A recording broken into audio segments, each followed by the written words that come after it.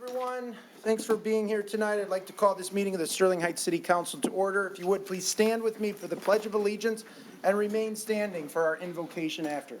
I pledge allegiance to the flag of the United States of America and to the republic for which it stands, one nation, under God, indivisible, with liberty and justice for all. Dear God, please bless our elected officials, grant them courage and wisdom to do what is right for all citizens. Amen. Amen. Thank you, Ms. Riska. Can we please have the roll call? Mayor Taylor? Here. Mrs. Haraski? Here. Mr. Oskey? Present. Mr. Radke? Present. Mrs. Schmidt? Present. Mr. Yanis? Here. Yargo? Present. All right, Council, we need approval of the agenda. Mr. Mayor, Mrs. Koski. move to approve the agenda as amended, to move consideration item 11A to follow presentation item 6A. Support. Okay, it's been moved and supported, and we will move we'll move consideration 11A, and we'll put it in right after presentation and before the public hearing. Council, any further comment? No further discussion. All in favor signify by saying aye. Aye. Opposed, motion carries. Before we get into our city manager's report, I do want to just take a minute to recognize a guest that we have in the audience today. The new state representative-elect for the city of Sterling Heights, Ron Robinson, is here. Ron recently won his election and will be representing Sterling Heights in the state legislature starting 2025. Appreciate you being here tonight, Ron. We expect you'll be here every other Tuesday night, right? Yeah. I think you're in session most Tuesdays, so you'll get a pass, but we appreciate you being here. Thank you. Okay, City Manager Mark Vanderpool's report is the first item on our agenda tonight. Mr. Vanderpool. Thank you, Mayor. Let me remind residents watching and those in the audience that with the holiday schedule, there will be a one-day delay on refuse collection, obviously the 25th and also January 1st. So if you have collection on those days, Wednesday that is, you'll be collected on Thursday, Thursday will be collected on Friday, Friday will be collected on Saturday. So please take note of that. And also, we're continuing the tree recycling program, so you can set your trees out at the curb on your normal collection day, December 30th through January 31st. And all the trees will be turned into wood chips and returned to Mother Earth in an environmentally friendly manner. So just be aware we're continuing that program. I also wanted to take just a minute to recognize our employees and their good work, charitable work during the holidays. Two programs in particular I want to recognize, and that's the Cops and Kids program. That was held on December 8th at the 16-mile DeQuinder Target.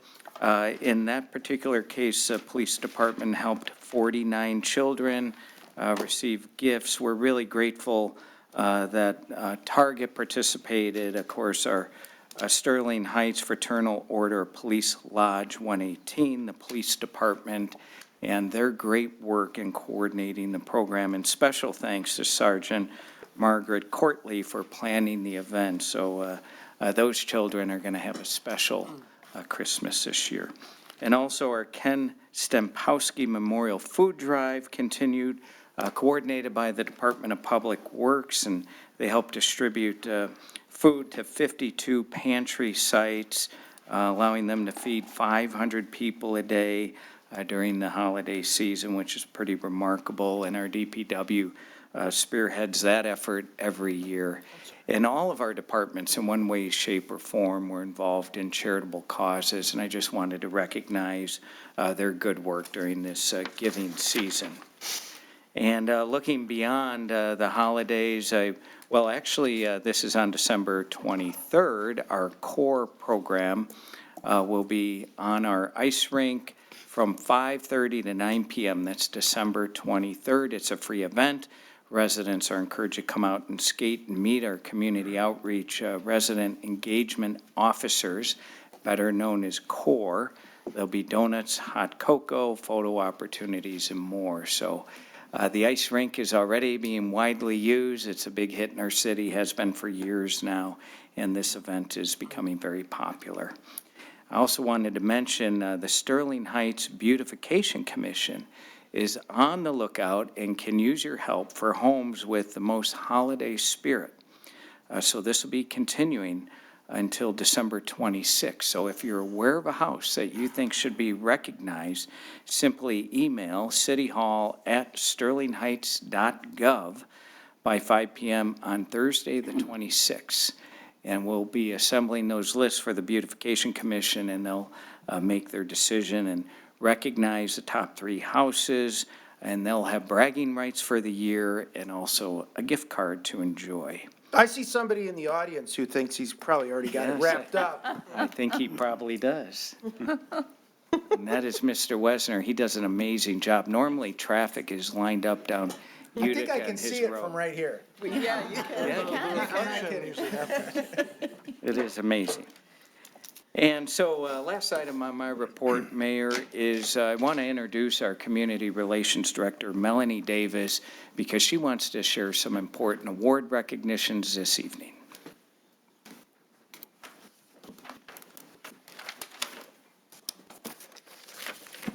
Mayor, Council, Mr. Vanderpool, and Mr.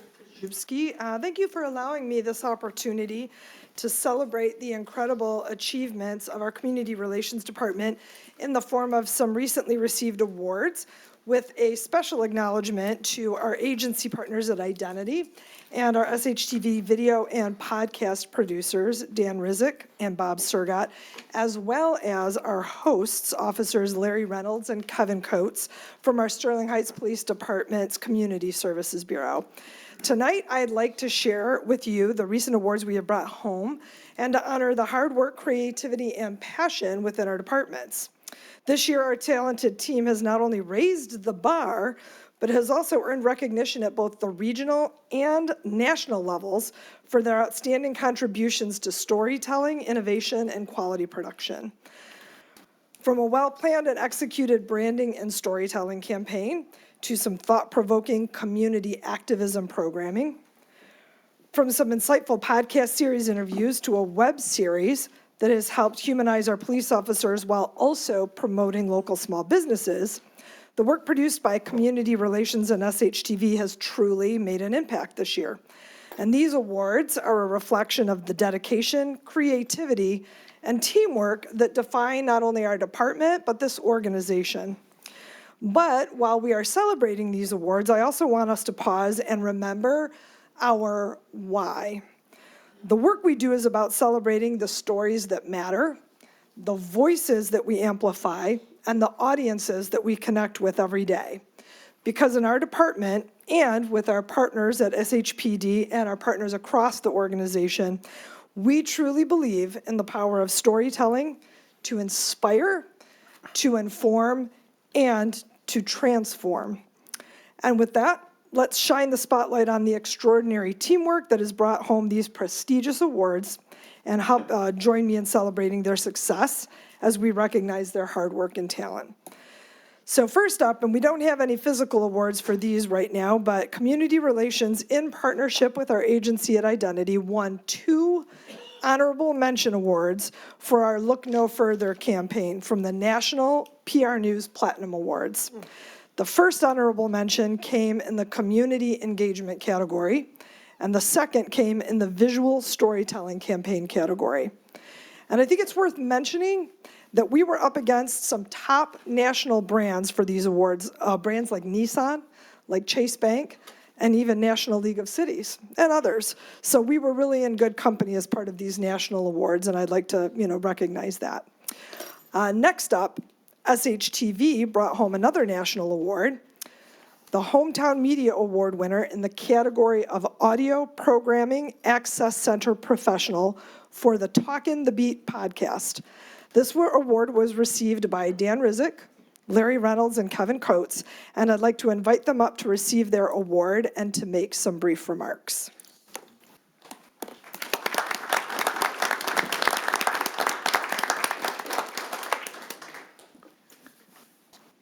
We'll do the picture first. Here, you get in the middle, Dan. There we go. There we go.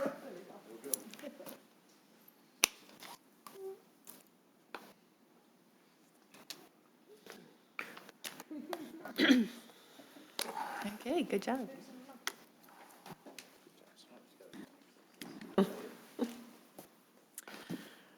Mayor Taylor, City Council, City Manager Vanderpool, City Attorney Kashubski. Talking the Beat is a podcast I've been lucky enough to produce alongside Officers Reynolds and Coates. The show gives listeners a behind-the-scenes look at policing in Sterling Heights, mixing humor, heart, insight to share stories that are both compelling and sometimes unexpected. Through long-form conversations, we've explored everything from former Chief Wojciechowski's perspective on modern policing to Sergeant Hakim's military service at Guantanamo Bay. We've learned about City Manager Mark Vanderpool's emergency plane landing in an alfalfa field and Judge Sarofsky's love for both law and boxing. But it's been Officers Reynolds and Coates who've made this show special. They're by far two of the most genuine, community-oriented people I've met, and they embody the best of what Sterling Heights has to offer.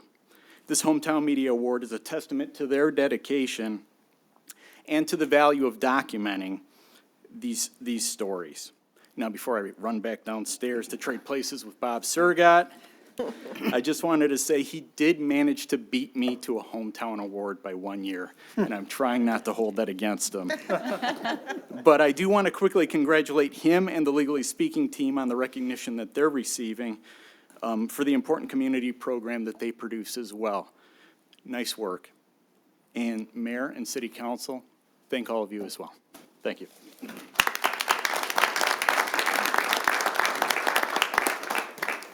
Hello, everybody. I did not think that I'd be, as a police officer, talking about my accomplishment as a podcast. That's not something in the academy they really go over with you. So I think the word that comes to mind tonight is opportunity. And just given the opportunity to even have the creative mindset to create this program with Dan. And if you've ever listened to it, you can hear the quality is top-notch quality, and that's 100% Dan. We couldn't do this without him. So. But the opportunity is there because we have a forward-thinking city. We have a forward-thinking police department. We try to get in front of things, and there's no other departments that are doing this. So we're standing out in a very good way. And years ago, we used to walk a beat. That's kind of where we got our name from, right? Talking the beat. Well, we don't do that anymore. We don't know everyone in the neighborhood. This is a big city, right? So just to be able to engage with people, and now we're talking the beat, right? We can have business owners on. We've had a lot of people in this room on our podcast, and just that opportunity is something that I cherish. So thank you so much for that. Appreciate it.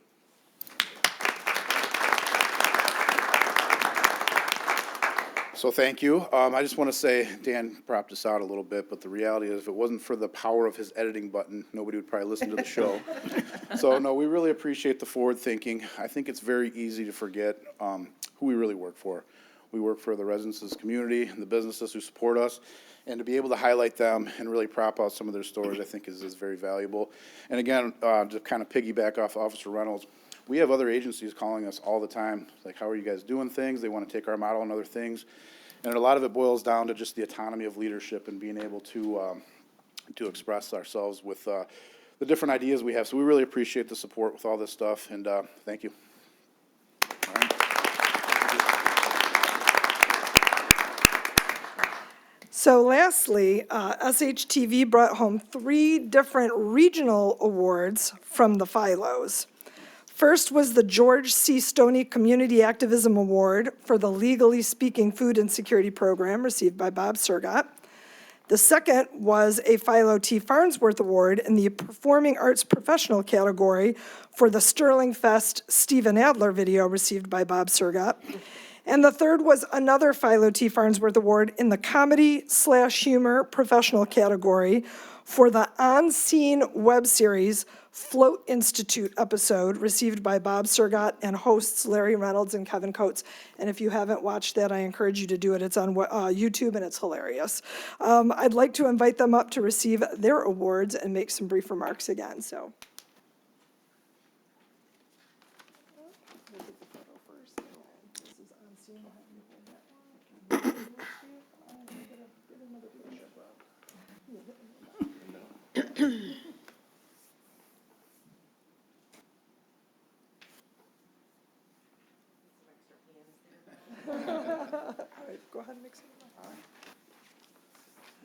Thank you, Mayor, City Council, and City Manager Mark Vanderpool. It's quite an honor to get recognized for our work at Sterling Heights Television, and this is made possible by our amazing partnerships, as we've heard about with our law enforcement partnerships. On Scene is a program that really succeeds between SHTV and the Community Service Bureau. I also need to mention, he was just a sergeant at that point, but Lieutenant Aaron Susala was also on the Float Institute program, and we've had Lieutenant Allen on other programs.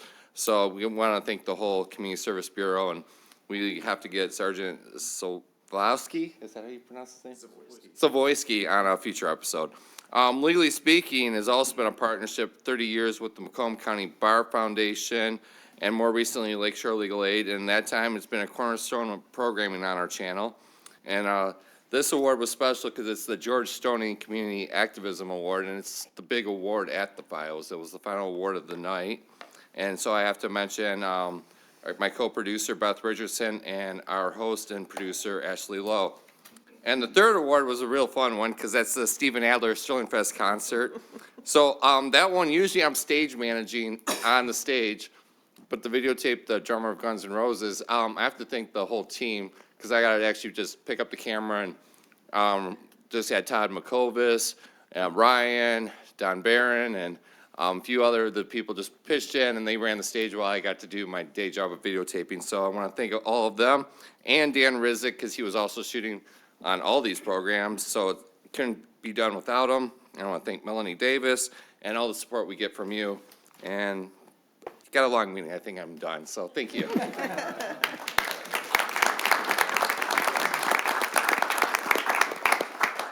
Hello, everybody. If you would have told me in the police academy I'd be making a TV show and getting an award for it, I wouldn't have believed you.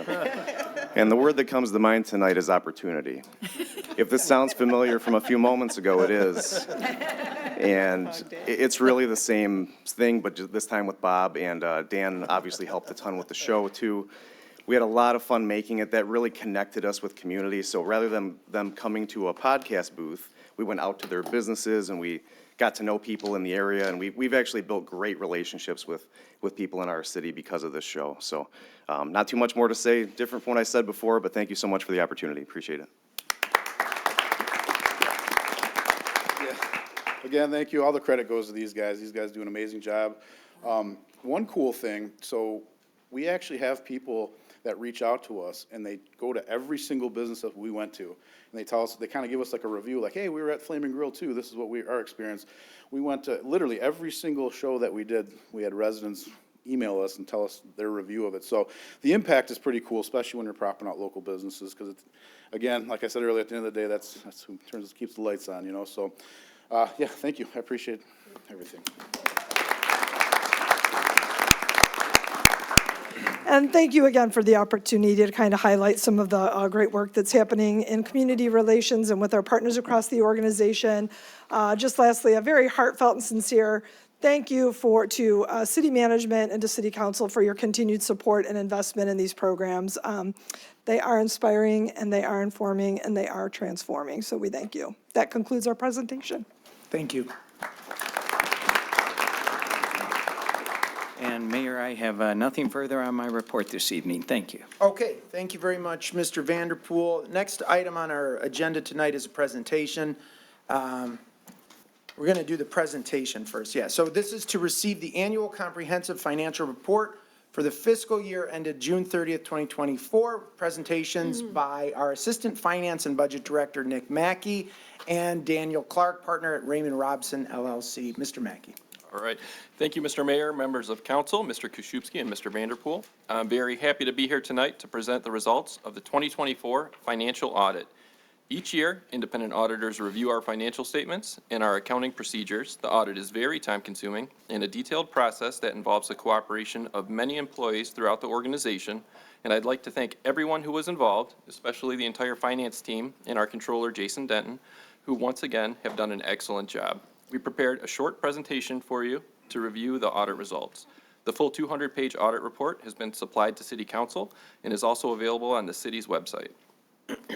To summarize the audited financial results, net position of the city, which represents total assets minus total liabilities, has increased by $40.4 million from the prior year. Most of the increase is in governmental activities and is due to the large investment the city has been making into infrastructure, including roads and facilities. General fund revenues totaled $129.9 million, and general fund expenditures were $124.6 million, meaning that we were able to add $5.3 million to general fund reserves this year. It's important to note that this increase in general fund reserves includes carry forward funding for projects not completed by the end of the fiscal year, and it also includes $1.5 million in unspendable temporary investment gains. This brings our total general fund balance to $40.8 million, or 32.8% of general fund expenditures. In fiscal year 2025, we are projected to have a use of fund balance of $1.2 million, bringing our total reserves to $39.6 million, which is 30.6% of expenditures. In total, general fund revenues were 0.8% above budgeted targets, and were $4.3 million larger than prior year revenues. This is an increase of 3.4%.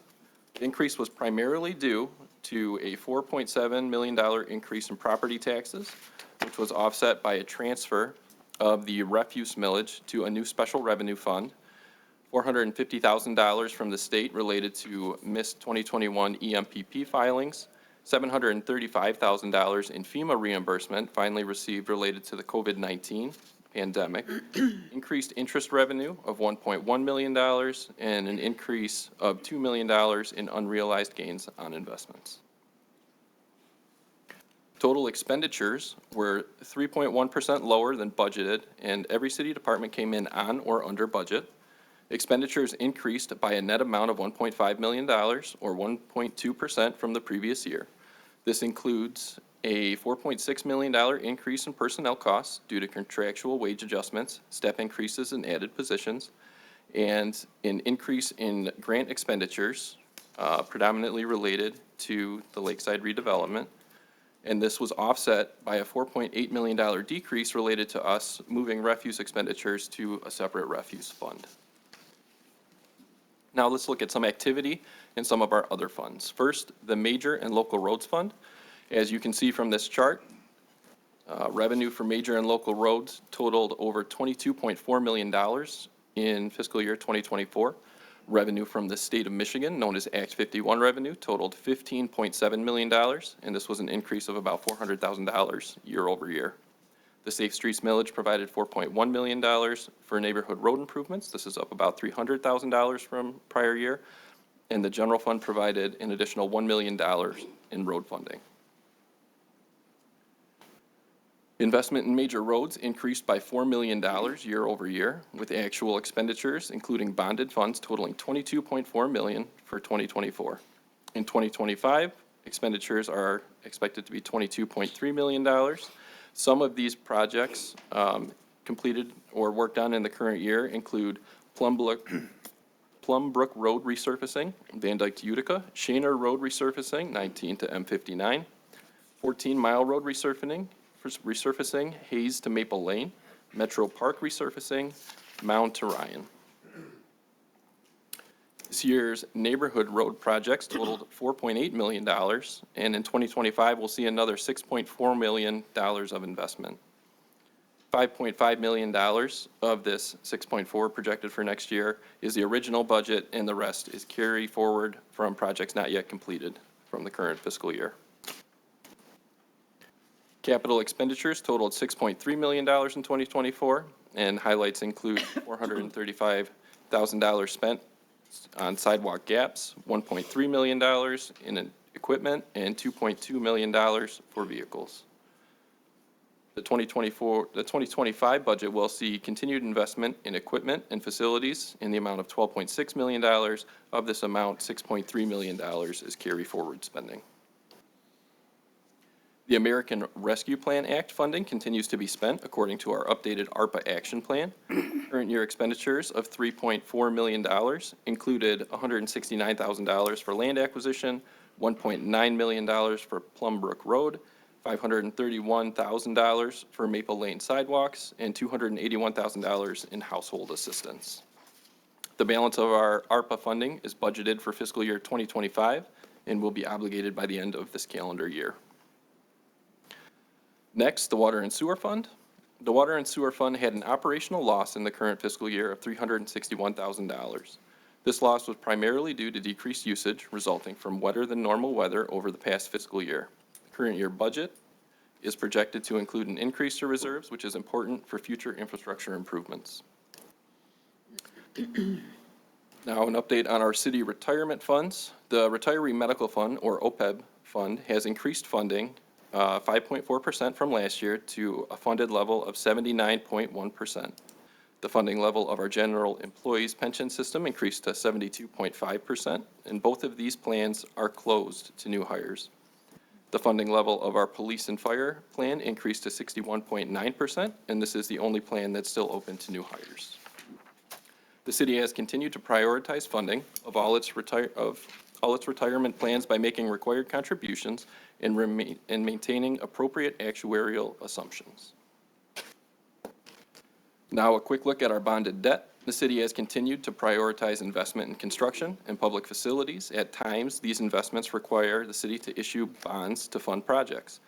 While most of the city-issued bonds have a dedicated funding source, such as Act 51 revenue, a special assessment, or utility revenue, there are limits set to the amount of general obligation debt the city can incur.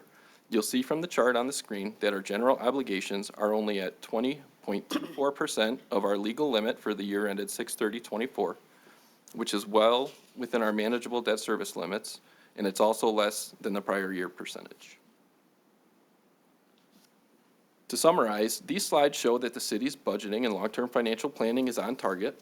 We're continuing to add to general fund reserves, ensuring adequate resources will be available to weather any current or future economic uncertainty. We're continuing to invest in roads and community infrastructure, and all of this is accomplished while still maintaining the lowest taxes paid per resident when compared to the 10 largest Michigan cities by population, and we continue to have one of the lowest millage rates in Macomb County. Another point of good news is that the city has once again been awarded the Government Finance Officers Association Certificate of Excellence in Financial Reporting, as well as the Distinguished Budget Award. We have a special guest here tonight to help us celebrate this achievement. I'd like to introduce Jody Weisler-Taveau, Chief Deputy Treasurer for Oakland County and immediate past president of the Michigan Government Finance Officers Association, who has come to present us with our awards. Hi, good evening, Mayor, City Council members. Tonight, as Nick just said, I'm here to present two awards, the Certificate of Achievement for Excellence in Financial Reporting, as well as the Distinguished Budget Presentation Award. And I will tell you, I've sat through many budget audit presentations, budget presentations. That is extremely clear, and you are very fortunate, I think, to have somebody with such a good grasp on your financial operation. Many of you have probably heard of these awards year after year, but they take a lot of effort and they take a lot of staff time and consideration to receive them and be granted them from our national organization, the Government Finance Officers Association. So just a little bit of background on these awards. So the GFOA established the Certificate of Achievement for Excellence in Financial Reporting Award in 1945 to encourage and assist state and local governments to go beyond the minimum requirements of generally accepted accounting principles to prepare annual comprehensive financial reports that evidence the spirit of transparency and full disclosure. The goal of the program is not to assess the financial health of a government, but rather to ensure that users of the financial statements have the information they need to do so themselves. And I think from this presentation, it's clear that your staff is providing that. And then the Distinguished Budget Award was created much later in 1984 to encourage and assist state and local governments to prepare budget documents of the very highest quality using best practices on budgeting. And each year, GFOA awards these awards to about 1,700 state and local governments for transparency in budgeting. And the budget documents must excel as a policy document, a financial plan, an operations guide, and a communications tool. So if you're not aware, the City of Sterling Heights has been awarded the Certificate of Achievement for Excellence in Financial Reporting for 35 years and the Budget Presentation Award for 36 years. So there's 19,000 municipalities across the country. That puts the city of Sterling Heights in an elite 9% with these awards. So congratulations, and to the entire team, the entire staff, and the city on these 2 awards.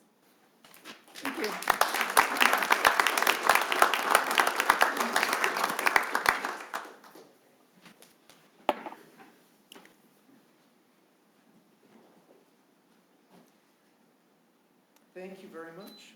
Appreciate it. Nice to meet you. Nice to meet you too. Thank you so much. Sure thing.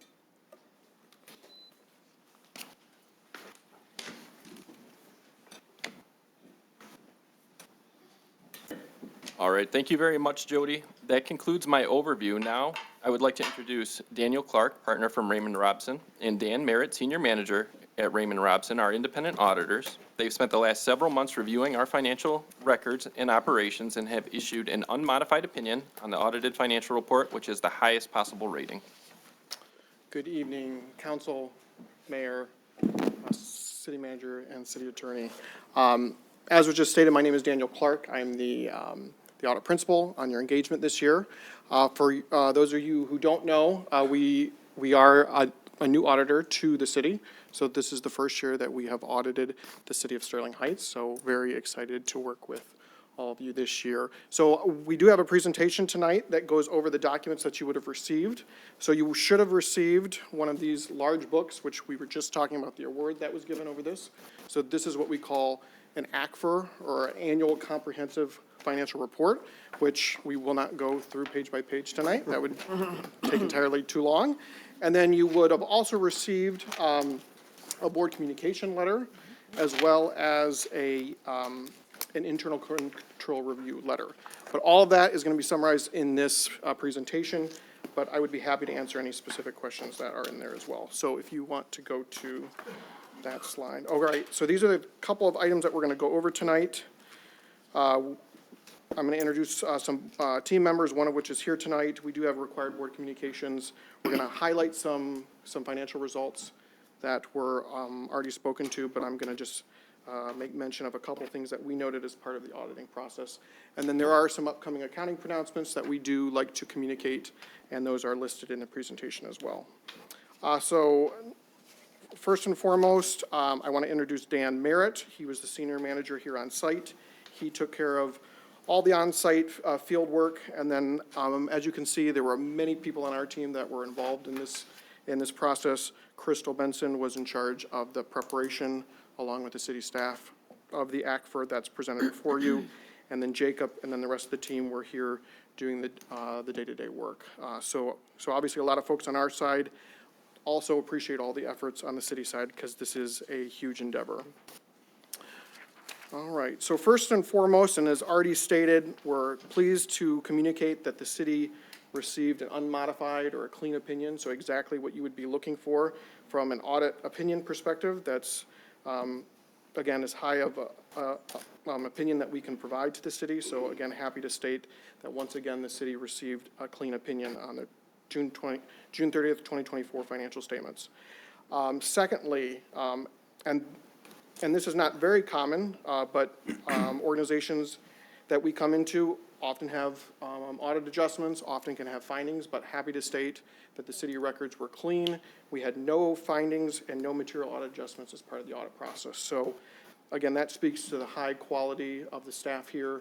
They maintain really good records, so the numbers that they provide us to audit, they're clean and they do not require adjustments as part of our process. So again, just want to commend Jennifer and Nick and Jason and all the staff that they were well prepared again for this audit, and especially during a year where you switch auditors, so often there's a lot of extra work that goes into that process, because obviously we're new to you and they're new to us. So again, there was a lot that went into that. And then finally on this slide, I just wanted to highlight a couple of key things that we noticed as part of the strength of the city, or some financial results. And again, a lot of these were already spoken to, but I'm just going to state these. Total assets of the organization increased $7 million, so a little less than 1%. But again, the city is continuing to see increase in their assets. And then furthermore, total liabilities actually decreased significantly by about 6.1%, or $33.4 million. A lot of that had to do with the reduction in your pension and your OPEB plans, and then payments of debt, et cetera.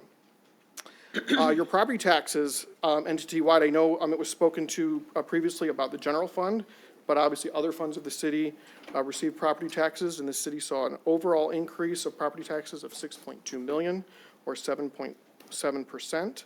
And then overall investment income, another significant change. The city saw investment income of $7.8 million. So obviously this has become something more substantial over the last couple of years as interest rates have increased. So investment returns are now becoming a source of revenue that municipalities can actually use for city and municipality purposes. General fund increased 5.4 million, as also was stated, so a 15.1% increase in general fund balances, which gives you, again, a coverage ratio of 32.8%, so a very strong percentage to cover future expenditures of the general fund. And then significant investments in infrastructure were noticed. So you had 35 million in general government expenditures in infrastructure, so roads, buildings, vehicles, et cetera. And then the business type, so your water sewer funds, they had a significant investment in their assets of $7.5 million. And then lastly here, your pension liability is funded at 72.5% for your general employee retirement system, and for your police and fire, 61.9%. So again, very strong funding status there. And then your OPEB, or your other post-employment liability, is funded extremely strong at 79.1%. So again, great results. All three of those increase in funding status from last year. So because the city receives and expends more than $750,000 in federal expenditures, we have to do what's called a single audit. So it tests specifically those expenditures related to federal dollars. So the city expended about $5.4 million in federal dollars this year, and an unmodified or clean opinion will be given on the schedule of federal expenditures. And we do issue 2 reports, one over internal controls, over the spending of those dollars, as well as compliance. So again, to make sure that the money is being spent on its intended purpose. We tested the State and Local Fiscal Recovery Fund grant this year, so ARPA, as everyone knows it as, and the city expended about $3.4 million in ARPA this year. And we tested that program. We found no issues with internal controls and no issue with compliance over that spending. And then lastly, as I stated, we do have some upcoming accounting pronouncements that will be applicable to the city. There's 4 here, which we'll be working with the city as these become applicable in fiscal year 25 and 26. But I just wanted to bring these to your attention as they are coming up in the near future. And that is the end of the presentation. But happy to answer any questions. All right, thank you very much, Mr. Clark. Council, any questions, comments? Okay. Mayor Taylor, Mrs. Strauss. just briefly. So I just want to thank both the Raymond Group as well as our team for good work, and wonderful to hear that we're doing well. And I'm glad that our transition and our taking you on as a new auditor was smooth and not bumpy, and it worked well. So congratulations, Jennifer, Nick, thank you so much for doing such a great job, and Raymond Group, thank you as well. And that's all I have, Mayor Taylor. All right, thank you, Mrs. Sarowski. Mr. Yanez. Thank you, Mr. Mayor. I too would like to give kudos to our finance team. Prior to the meeting, Ms. Varney asked me if I had read the document, and I said I did. I read the first, part of it, and I made some offhanded joke about it being a great sleeping aid. That's totally unfair. We have police officers and firefighters up before us all the time and heaping praise on them. But we rarely get a chance to say thank you to a lot of the other departments. And so I want to take this opportunity to say thank you to Nick and Jennifer Varney and the entire finance team for the great work that you do. It is greatly appreciated. You don't get a lot of pats on the backs, stuck in your offices. But the fact of the matter is, the work you do is not only appreciated, but we also realize is very important. So thank you very much for this great work. That's all I have, Mr. Mayor. All right, thank you, Mr. Yanez. Council, anyone else? Okay. Mr. Mackey, anything you'd like to add? No, thank you very much. Okay, thank you. Thank you, Mr. Clark, for being here. Appreciate your new partnership with the city of Sterling Heights. And again, we just want to thank our internal team. It's always really encouraging when we go through this audit process to hear that that we've got great controls, that we've got great financial records, that we're being good stewards of the public's money. And I don't think you can ask for a whole lot more than that. I'm sure, certainly you can ask for a whole lot more. That's the bare minimum, actually. You gotta make sure that you're transparent and that you're dealing with money appropriately, because there's a lot of people that, some of their biggest investments are their houses, and they pay a lot of taxes here. Even though we're proud of our property tax rate, it's great to see that that we're being good stewards of their money and that we're taking care of it. So, all right, council, there is a suggested action. Mayor Taylor? Mrs. Sarowski. Resolved to receive and file the annual comprehensive financial report for the fiscal year ended June 30th, 2024. Support. It's been moved and supported. Any discussion? No, sir. With no discussion, all in favor signify by saying aye. Aye. Opposed? Motion carries. Thank you again. All right. Appreciate it. Thank you. Have a good evening. Thank you. All right. Next item on our agenda tonight is a consideration item. This is to consider approval of the 41A District Court Judge's appointment of Gene M. Cloud as magistrate. We have a presentation from our city manager, Mark Vanderpool. Mr. Thank you, Mayor. I just have some brief introductory comments, and just by way of background, as council may know, Magistrate Michael Pytek has announced his retirement after a long and distinguished career of service to the 41A District Court. The statutory process for filling the vacancy created by Magistrate Pytek's retirement is defined within state statute and is summarized as follows. In each district, the judge or judges of the district may appoint a court magistrate. The appointment of that person as a direct court magistrate is subject to approval by the governing body of the district control unit that in aggregate contain more than 50% of the population of the district. So in that case, that is the mayor and the city council of Sterling Heights. Chief Judge Stephen Sarowski, along with District Court Judges Kimberly Wiegand and Anne-Marie Lepore, have appointed Gene M. Cloud as the new magistrate, subject to approval by the city council. So, Mayor, at this point, Chief Judge Stephen Sarowski is present along with the other judges, and I would now like to elaborate on the appointment. Thank you, Mr. Vanderpool. Come on up. Good evening to Mayor, Council, Mr. Vanderpool, Mr. Krzyzewski, and of course, last but not least, Mayor Pro Tem Sarowski. I'm hoping that suffices for Christmas, but I doubt it. Just look at, she's shaking her head. I thought I could get away with it. Most importantly, I'm going to introduce you shortly. We, of course, have our court administrator, Stacy Radio, of course, former Mayor Pro Tem, now, of course, District Court Judge Kimberly Wiegand, and we have our Chief Judge Pro Tem, Judge Anne-Marie Lepore here tonight. So with that, I will not take up much of your time. I am here tonight to introduce you to Miss Jeannie Cloud. Please allow me to introduce this candidate selected by the judges of the 41A District Court as our new attorney magistrate, Gene M. Cloud. Ms. Cloud has worked in the legal field in the Macomb County in various capacities over the years.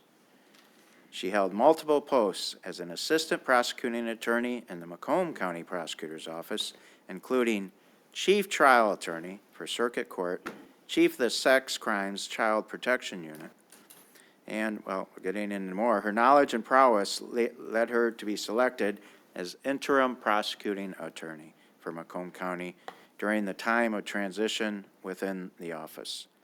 After her time at the prosecutor's office, Ms. Cloud was chosen as deputy court administrator at the Macomb County Circuit Court, where she currently is employed. Ms. Cloud received her Juris Doctor from the Detroit College of Law, and her attached resume will provide you with ample evidence of her qualifications to concur with our selection of her as the new magistrate for the 41A. And on a side note, I've known Jeannie for quite some time. Beyond her qualifications, I can speak personally to how what a fine individual we have to replace Magistrate Pyatek. And that's not going to be easy, because Magistrate Pyatek was with us over 30 years with the city. And, but Ms. Cloud brings just an incredible resume, more importantly, incredible integrity and knowledge. So I am proud to introduce her tonight. Do you wish to ask her any questions at this point, or do you want to wait? We're gonna, Oh, does she want to make a She can speak now if presentation? she wants. Okay. We're gonna go to the audience and see if Okay. there's any comments. Then we're gonna make a motion, and under our deliberations, we'll probably make comments and That's fine. ask questions if we have. You any. want her comments now, or? It's up to you. You can comment now, you can comment after. I We'll wait will- to see how the vote goes. I'll do it right now if that's okay with everyone. Go ahead. Mayor Taylor, council members, thank you and for providing me this opportunity.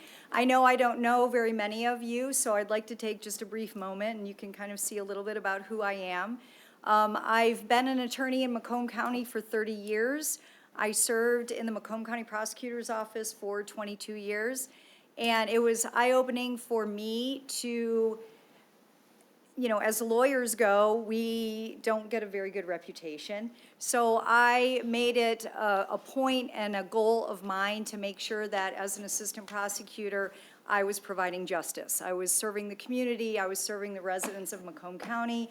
And quite honestly, every single night when I put my head on the pillow, I was like, you know what? I did a good job today. So it's for that reason that I continued on in public service. I went to the Macomb County Circuit Court. And I think of the 2.5 years that I've been there, one of my biggest accomplishments is I got a grant. I started a self-help center in the court.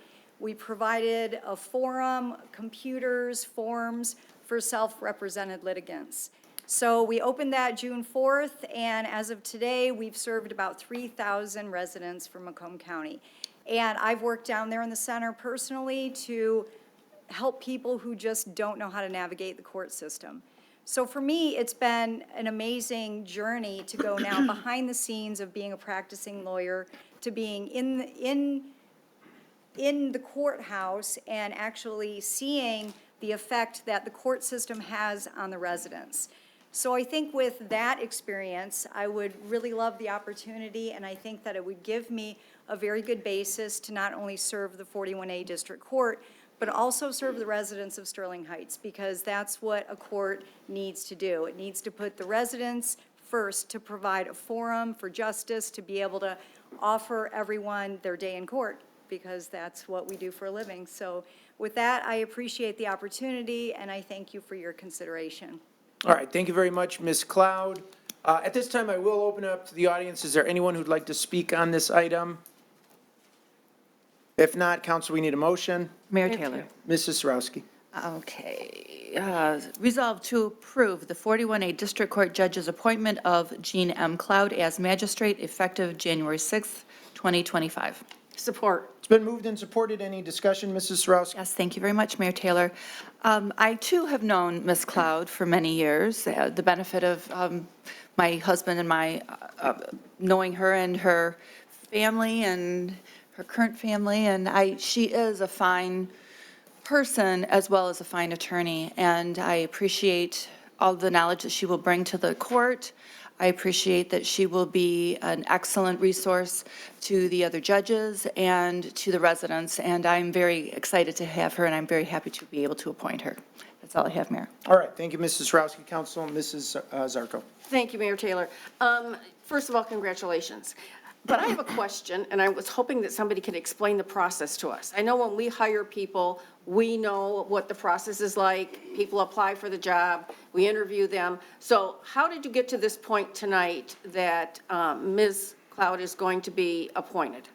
Well, first and foremost, Magistrate Pyatek indicated to us of his impending retirement. And at that point, as a court, we interviewed and talked to different people, and then came to the conclusion that Ms. Cloud was definitely the most qualified. So it was an application process or invitational? Invitation. Thank you. That's all I needed to know, but congratulations and welcome aboard. Council, anyone else? I just echo that. Welcome aboard, Ms. Cloud. I think this is a home run. Your reputation speaks for itself. You've got an incredible resume, a life dedicated to public service, while also practicing law, which is something that is important to me.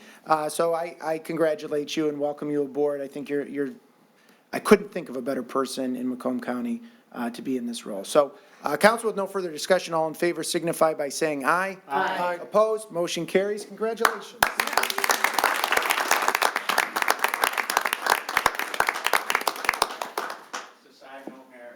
She will make history. This will be our first female magistrate in 41A District Court. All right. Great job. And I'm going to take a little liberty, council. A little, just Brief announcement, and I know it's public, but I'll be relocating to Shelby District Court as of January 1st. I know most of you know that. But I want to tell the citizens of Sterling Heights what an honor and privilege it's been to serve them in Sterling Heights for the last 26 years. So thank you. I'm not going too far. I'm still going to represent you per se, but up in our sister court. But thank you again for the privilege and the honor. Thank you. Okay, thank you, Judge Sarowski. Appreciate that update. Okay, all right, let's move on. The next item on our agenda tonight, which is a public hearing, and this is to consider the application by Lakeside OOTB Ventures LLC for the Lakeside City Center Master Development Plan on approximately 104.4 acres of land situated on the east side of Shaner Road, south of Hall Road, PPUD 24-0004. We do have presentations tonight by multiple parties, right? We're going to kick them off with our city planner, Dr. Jake Parcell. Dr. Parcell. Thank you, Mayor Taylor, members of council, Mr. Vanderpool, Mr. Koszubski. Under review tonight is the Lakeside Master Development Plan Agreement submitted to you by Lakeside Out of the Box Ventures, which is guided by an overarching set of zoning and design guidelines, which will help develop the future for the Lakeside City Center. These conceptual plans before you this evening are documents that will be shaping all future development of the parcels within the ring road that are part of this development pursuant to the notice that was found in your agenda this evening. This project has been under review for quite some time by various city departments for upwards of a year. All of the documents have been reviewed very carefully before being in front of you this evening, including what was submitted by the developer as an aerial survey, a survey containing the boundaries of the properties, both in and out of the development, as well as a survey depicting the stormwater drainage plant and locations of the public and private utilities under review by the Office of Engineering and acceptable to the Office of Planning. The standards contained in the development before you lay out the proposed land use, acreage allotted to each use, residential density, generalized building footprints, as well as a preliminary site plan that you will see the location of proposed roads, parking areas, drives, access points, and pedestrian paths.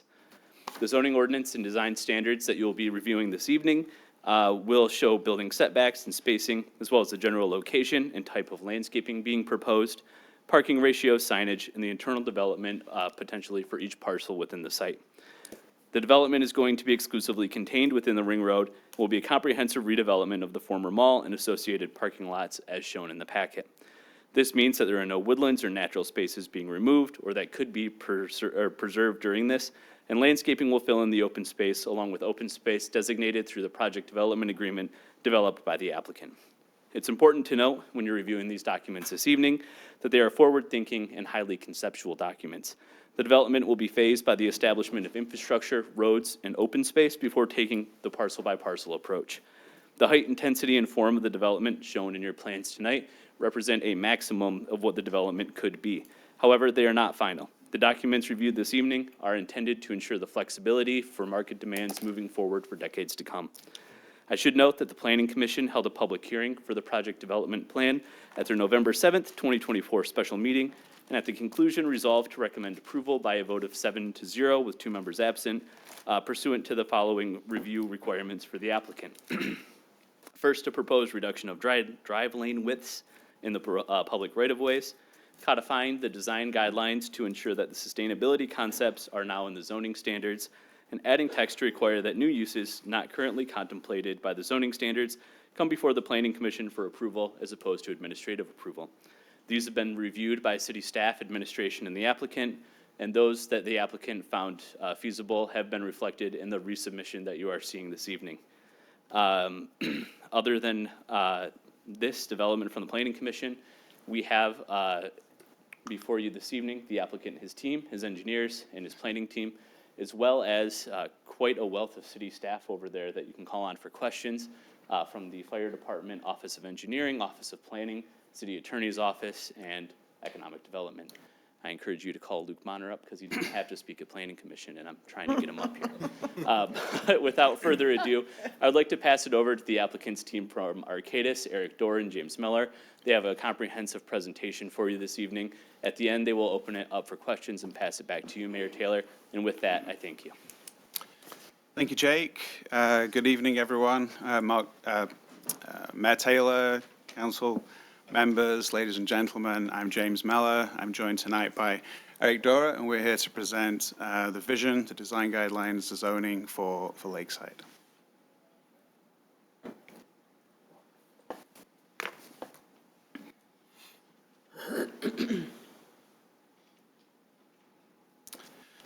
So starting with the vision and our values, these are the values that we keep coming back to over and over again as we've refined this design and plan over the last 4 years, and really looking at how do we restore the community vibrancy, the soul of Lakeside back to the community. So that's really one of our core values. Another core value is balance, supporting community growth, making sure that there's plenty of diverse uses that are relevant, that are good for business, whether that's cafes, retail shops, residences, hotels, offices. And then testing the plan, is it adaptable? Is it robust enough to support market shifts and community needs over time? This is very important to our approach for the plan. It's a large site, and so to create variety and character and to really create great placemaking, we've broken the existing Lakeside developments up into 5 key neighborhoods, and I'll go through those a little bit more in the presentation.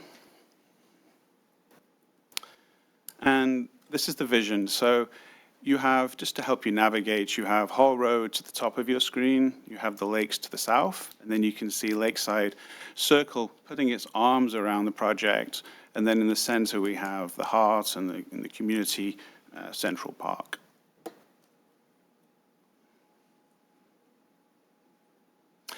So starting with the heart, it's really the catalyst for change. It's right in the center to create a vibrant town center, to really kick the project off. And, you know, it really sits where center court of the existing Lakeside Mall is today. But of course, it needs to change. It needs to adapt to what community growth is looking for. And so to create that vibrancy, to create that soul, we wanted to test it out to make sure that it's a great place for organized community events, whether that's movies in the park, vibrant, great shopping, great outdoor dining, maybe farmers market. So whatever those experiences are, is Lakeside going to elevate those experiences in the future? And then interweaving around the open space, we've put a large priority on great streets.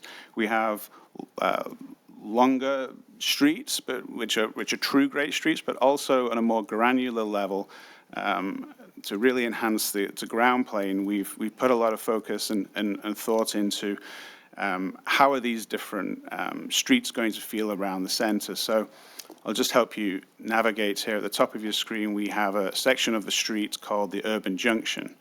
And this will be a shared street, one that's more convertible and flexible. So we could host things like street art and mobile food.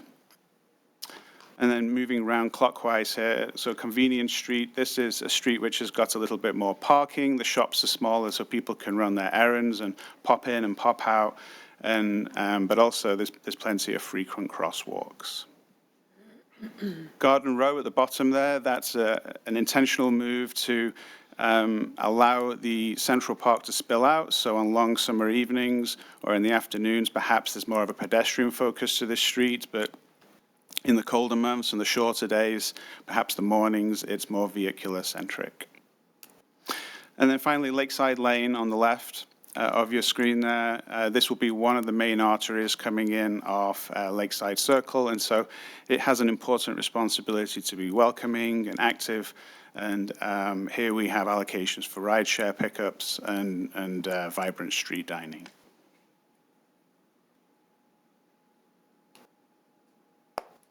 So this is the view of the Central Park. It's a beautifully proportioned space. It's framed and contained by a community center, which you can see is a two-story community center.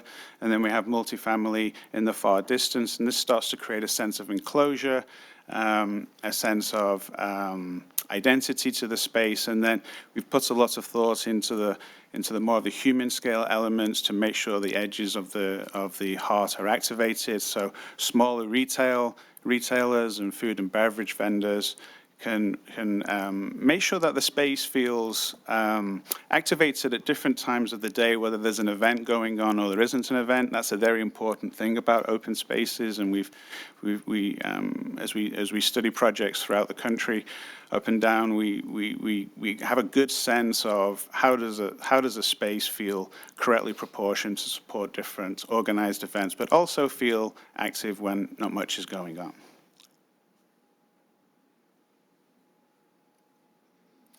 And then branching out from the Central Park are these series of great streets. We have two that run parallel from north to south from Lakeside Circle, and two that run east-west. And the idea here is that they also have a strong character. So you know, just by the very nature of the character of the street, that there's an integrated sense of wayfinding.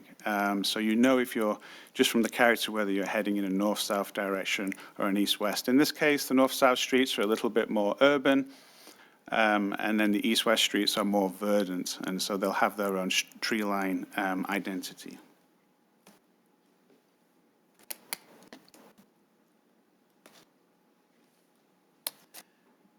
This is a view from the center looking out down one of those great streets, and you can see how we've put a lot of thought and attention into how do those blended uses come together. So on the right of your screen, you can see a two-story community center, and then on the left, there's a variety of hotels, offices, multifamily residential with an activated ground plane, all still allowing for great vehicular connections and parking, but reintroducing wider sidewalks so people can feel safe, and it can handle the amount of people navigating the center of Lakeside. Health and wellness is part of our core values, and so parks and open space are at a premium. We talked about the Central Park just a moment ago, but then complementing that, we have a secondary primary destination within itself called the Lakeside Legacy Loop. This is a 1.5 mile experience that is offset from within Lakeside Circle. So these are our two main open space destinations within Lakeside. And then when you pair that with the great streets we're adding and the additional pocket parks, which are stitched into the Lakeside Legacy Loop, that comprises of the overall public realm. So there's plenty for people to do, whether you're in the center of Lakeside or whether you're just navigating from neighborhood to neighborhood or whether you're taking in an exercise experience around the perimeter. So all in all, we've really looked to the past to inform the future. That's been really very important for us. What did Lakeside used to represent in its heyday? How are we evolve that to make sure it's addressing what people want tomorrow? The day, also the night is a really important aspect, often forgotten about in projects, and so we want the evening scenes to be fabulous as much as the day scenes. And then also, you know, Lakeside used to be primarily an indoor experience, and tomorrow we're hoping it's going to be a nice blend between primarily outdoor, but also some protected areas where you can still shop and be protected from the elements. And then how does it feel during the summer, in addition to during the winter and the colder months, as well as the summer?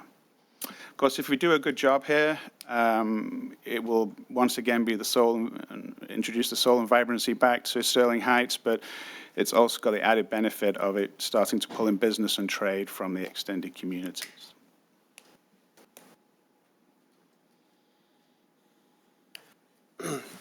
Okay, with that, we're going to spend a little bit of time this evening talking about the zoning standards and the design guidelines. So how is this document going to work? They are companion documents, and I will go through the zoning standards here shortly and then hand it back over to James to talk about the design guidelines. But the standards, the zoning standards are just that. They're going to be what are the development controls. So they're going to regulate form, space, massing, building and plant materials, elements like that. And then the design guidelines are really there to inform the vision of the development. And our goal is, and James mentioned this earlier, our goal is to build standards that encourage and enforce a mixed-use urban walkable district, but also have the flexibility to adapt over time. In our experience, large-scale, multi-phase developments need to have some measure of flexibility so that you can grow and change and not have to change the document every time we're met with future uncertainties. So the way that this is organized in the design standards or in the zoning standards is an introduction to explain how it works. We've got a regulating framework, Chapter 2, which really gets into the uses, heights, setbacks, parking. The building design standards in Chapter 3 are exactly that, starting to talk about how the buildings are interacting and within the space. Internal site development standards in Chapter 4, that's everything inside of a property line. Open space and streetscape standards are exactly that, streets and open spaces. Signage and sustainability round that out. So we're going to go through some high points tonight. We won't walk through every page of the document for everyone's benefit. We're going to start with land use. So the goal with our land use is that we are allowing flexibility for use to go. Allowable uses can occur anywhere within the development. We know that there will be areas that are focused more on commercial, others might be focused on residential or other uses, but giving that flexibility so that if you're, for example, building a multifamily building and you want to put a corner coffee shop or a corner restaurant, that has that flexibility to occur anywhere within that development. So go to the next slide, James. So how that works is we are recommending providing allowable uses, and we like to use allowable uses rather than restricted uses because over time, new uses come in, uses we haven't thought about that you don't necessarily want. We have them automatically excluded because we're talking about allowable uses. Again, for that idea of flexibility and adaptability, we want to provide a measure of ability for this to grow and change as well. So there is language in the code that allows this to be added to. And again, what you'll see with the uses is that there are a range of residential, commercial uses that you would expect in a mixed-use development like this. There's civic uses as well. And one thing I also wanted to mention, as you're reading this, you'll notice there's a section, some of the allowable uses have the MU in parentheses at the end. And MU stands for mixed use. So some of these uses are only allowed in mixed use development. And that is helping us to encourage that they are integrated with other uses, that they don't necessarily become standalone single types of users in the development, that they have to be integrated into the overall community. When we talk about building heights, before we get into the standards, we've added this slide. This is a reflection of essentially the master plan as you've seen it today, as James has just walked through. You can see it's a range of 1 to 6 stories. we feel like through the time in studying this plan from beginning to end, this was a range of height and density that we felt was applied today to the community. But we also know we want this document to last for years and decades. So we're actually proposing much higher zoning height allowances, which you'll see on the next slide, that taper down from north to south. So we're, the top sub-district A is 50 stories that transitions to 35, that transitions to 10. Now, nobody's expecting you can't imagine a 50-story building within Sterling Heights today, but if we're talking about 20 or 30 years from now, that's very much a possibility. So we wanted to be able to have some room for this to grow and adapt over time. Building setbacks. What you'll see in this, it's a little hard to see on this diagram, but each one of the streets within the master plan is color-coded, and that corresponds to a different street type. And within each street type, we are offering suggesting a range on the setbacks, the building setback from the right-of-way.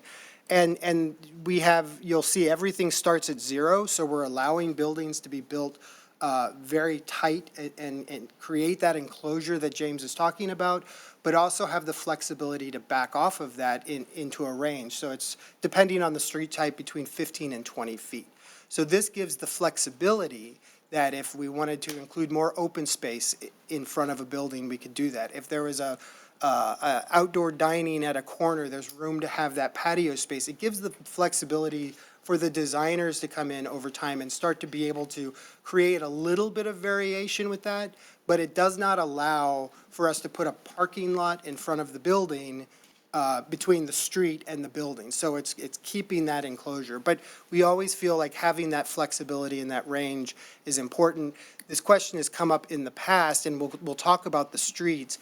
Within the right-of-way, we have very specific and studied at a high level of detail all of the elements that go into this street section to ensure that we have wide sidewalks for pedestrians, ample room for street trees to grow, and other landscaping, and also understanding what the lanes are doing, the lane widths, the parking. If applied in a couple of the sections, there's separate bike lanes, but you can see in here, they're all keyed, and we've only shown one section here, but each of the sections are within the document. They're keyed to define the auto lane widths, the the parking, whether it's parallel or head-in, it's defined within the section, the area for the street trees, the sidewalk, and then we've also accommodated, again, that building setback, which happens outside of the right-of-way. So within all, this is a street type that is a little bit less pedestrian activity. It has a sidewalk width of 6 feet clear, and that's the smallest sidewalk within the development. It goes up from there. So in the higher traffic areas, in the commercial core, we have much more generous room. So you'll see that there's a range, and that range is very much been driven by an understanding on how pedestrians flow. It's important to mention with these street sections, we're creating a place for people, and so we want people to feel comfortable to be able to park their car and walk, or to come out of their home and walk, or their place of business and feel very comfortable to walk. But at the same time, we need to accommodate and understand how automobiles work. This is the United States, this is Michigan, a lot of people drive. And so we look at these scenarios and think about how we build this street space as something that is a balance. So it's a balance between automobile traffic, it's a balance between transit and bicycle traffic, it's a balance between the pedestrian traffic. And when you put it all together, you start to create the framework for this vibrancy and activity that really starts to bring that energy and that soul of the community together. Open space. So there's There's a few different categories of open space we've looked at. James had talked about the legacy loop, which you see in dark green around the edges. We also think that there is an opportunity and a need for other types of parks. So pocket parks and plazas, which you see in a lighter shade. And then there's a significant amount of open space that gets built into that street section, which we've talked about. And finally, this activated pedestrian zone. These are streets, but these are streets we have intentionally designed that if you imagine having an art fair or a farmer's market or a community event, you can close these streets down and actually convert them and use them as outdoor space. And you can do that, and it does not negatively impact cars coming in. So if someone lives there, they're not all of a sudden can't get to their home. This is set up to be something that's convertible and flexible and has the ability to, if you imagine from that central park, that can actually grow into a much larger weekend event or evening event very easily and still, like I said, accommodate life safety and pedestrian traffic or automobile traffic.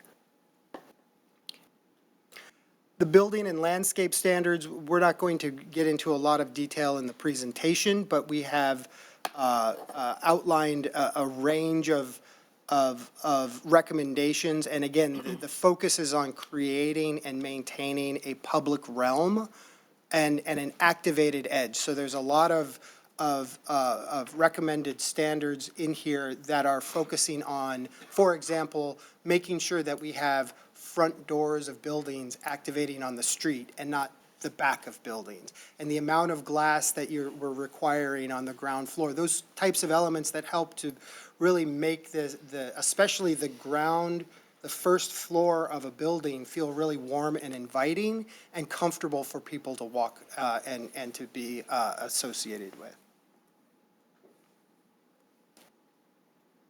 And moving along to the design guidelines, and the way this is structured is it starts off with the vision, which I touched on earlier, and then Chapter 2 is focusing on each of the 5 neighborhoods, and within each of those neighborhoods there are architectural design guidelines. There's also site design guidelines. We have a chapter dedicated to public realm on the streets, talking about trees and shrubs, and then we have a chapter dedicated to signage.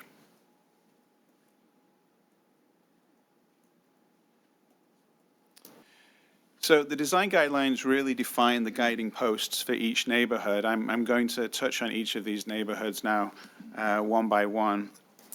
So starting off with the Lakeside Heart, this again is the town center. It's the central part of the project. So there's a big focus on making sure that the ground plane feels activated and the architecture feels juxtaposed and interesting with a strong variety. So it represents visual diversity and is exciting for everyone to walk around and look at. The urban green is more urban. It's intentional that if you're moving from perhaps a larger city to Sterling Heights and you want to keep a little bit more of that feel of urbanity, then that's what this neighborhood is for you. There's a little bit more verticality to the articulation, and then it's punctuated with big moments of green and more vibrant colors and character. And the crossroads, so this is transitioning now from that urban to suburban, so the architectural guidelines focus a little bit more on the buildings having a top, a middle, and a bottom. That means that there's a little bit more horizontal to the articulation and massing versus the urban green, and then it's still a very active place from a site design perspective, and there's still elements of color, but the palette is slowly starting to soften. And then the suburban retreat moving south now, so we're closer to the lakes, and the density is a little less here on the outside of Lakeside Circle, but the character of the building, the palettes are starting to tone down. The buildings are starting to, by their very character in the guidelines, are starting to encouraging more diversity. Perhaps there's more of a focus on regional heritage and modern interpretations of that. And so the landscaping feels a little bit more informal and softer. And then finally, the senior social. So we recognize that people still want to be active, and they're close to the lakes here, and so we've encouraged the buildings and the form to respond to that environment and promote accessibility. But the palettes are generally more neutral here, and the architecture is more of traditional vernacular.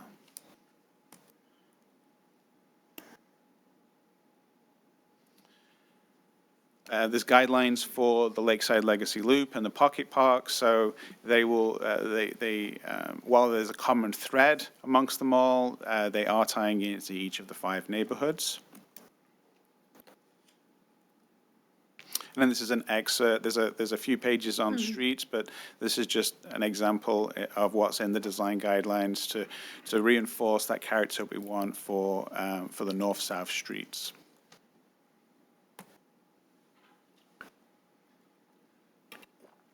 So what does this mean for Sterling Heights? The goal of the master plan vision, standards, and the guidelines is really to start to think about this as a mixed-use community. So obviously, it wants to be a place that is a place for people to live, but also to a place to shop and dine. So it's also that implies a reach beyond just the community and starts to become more of a regional draw that's bringing in people from surrounding areas to really enjoy and be part of this communal experience. And it's really a place we think that the opportunity is to start to build a sense of community and a sense of this being something that is different, that is special, that is unique within the community, and it has a heart and soul that matters. And so the open spaces, the streets, the thinking about how we are facilitating a place to gather is of the utmost importance. We spend a lot of time talking about the buildings, but it's the streets and squares that really make this something different. And as a place, it's an opportunity to get outside. We mentioned and talked about this idea of balancing the modes of transportation. We really want this to feel like somewhere where it's safe and comfortable to be able to get outside and walk.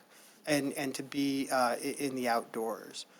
So again, just some of the key features, the central core of this development is really the heart and soul. It's an opportunity that we can start to think about this as a place for gathering, for events, for shopping, for dining, for entertainment, that really starts to form that nucleus that starts to spread to the edges. So you have the ability to start to think about how new shops, outdoor areas, tie into that.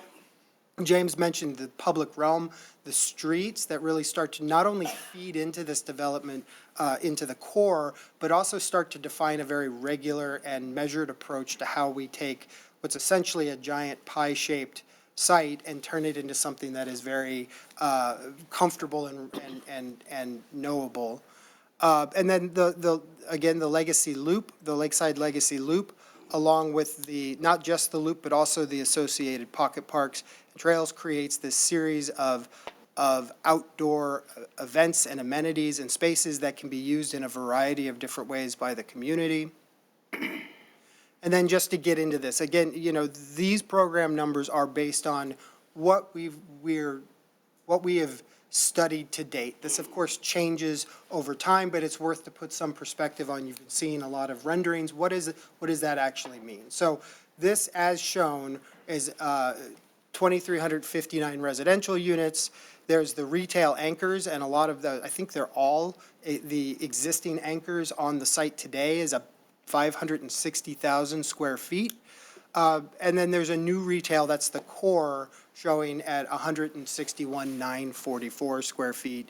There's a community center that's rolled into that. It's approximately 20,000 square feet, office of 70,000 square feet, and a hotel, a boutique hotel, 80 to 100, maybe 120 rooms in there. And then there's the senior independent living and active adult, which is another 400 units and 350 units, respectively.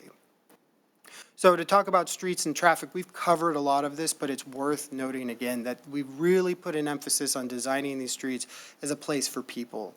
It's really important. So how the sidewalks, the shade trees, the benches, the outdoor dining really starts to encourage the walking. And again, so that was that ranges where you are in the development, but it is up to sidewalks up to 20 feet wide within the development. The density, so we have when you think about the height and the density of the development or of the master plan as shown, we think that there's a great opportunity to build a neighborhood scale that also offers a range of residential types. And what we see in our experience, when you start to have a large-scale site like this, you start to have a lot of variety in the types of users. So you're starting to now open up this development to bringing in new people who maybe aren't ready to own their first home in Sterling Heights. For people who are ready to move out of their home and to move into something smaller, we have an opportunity to offer a really vast array of new housing types within the community, and it's all within a 5-minute walk of each other, which is again something that's very unique to this development. So we mentioned the building heights. There's we want to step down, so as you get closer to the lake, the building heights are being more respectful of the connection to the southern end of the site. And then we also mentioned, but having that ability to go taller over time gives us that flexibility, which we think is so important in the long term, on the longevity of this document.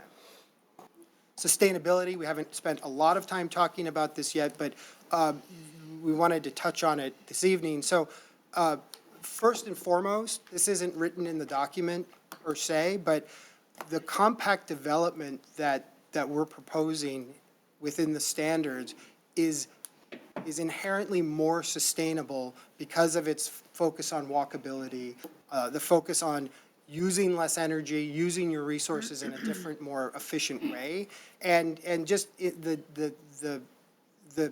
nature of a dense walkable area is it inherently has sustainability baked in from the very beginning. In addition to that, there's opportunities within the open spaces to start to think about how rain gardens, infiltration areas, pervious pavers are starting to have an opportunity to lessen the load on the stormwater within the development, to let more water percolate into the aquifer over time, focusing on native and adaptive plant species, and thinking about how we use the tree canopy and the buildings. There's a requirement for white roofs on buildings to start to think about how we're reducing the heat island impact of the development. So these are broad ranging, but also when you add them up over such a large site, have a significant impact on the type of development we're proposing.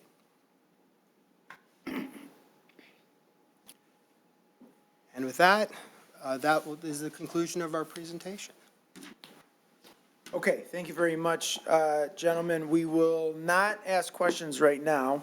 If the presentations are finished, we will, at this time, open up the public hearing and go to the audience and ask if there's anybody in the audience who'd like to speak on this item. I'll start with Ms. Nayez.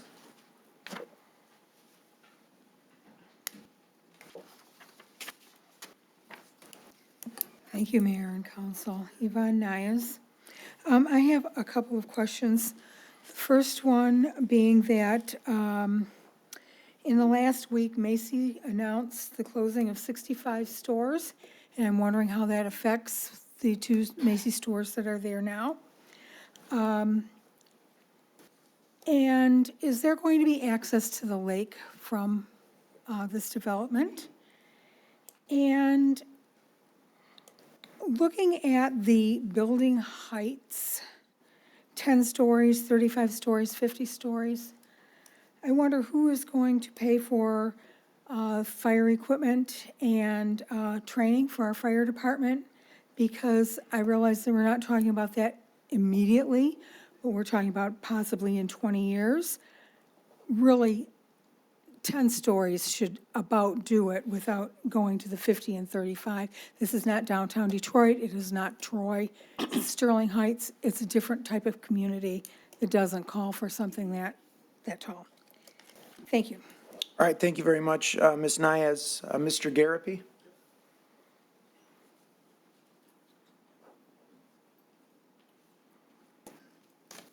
Good evening, Mr. Mayor, members of council, Mr. Vanderpool, Mr. Koszubski. I just wanted to take a second to talk about what this development means to me personally as a longtime resident of both Sterling Heights and the surrounding area.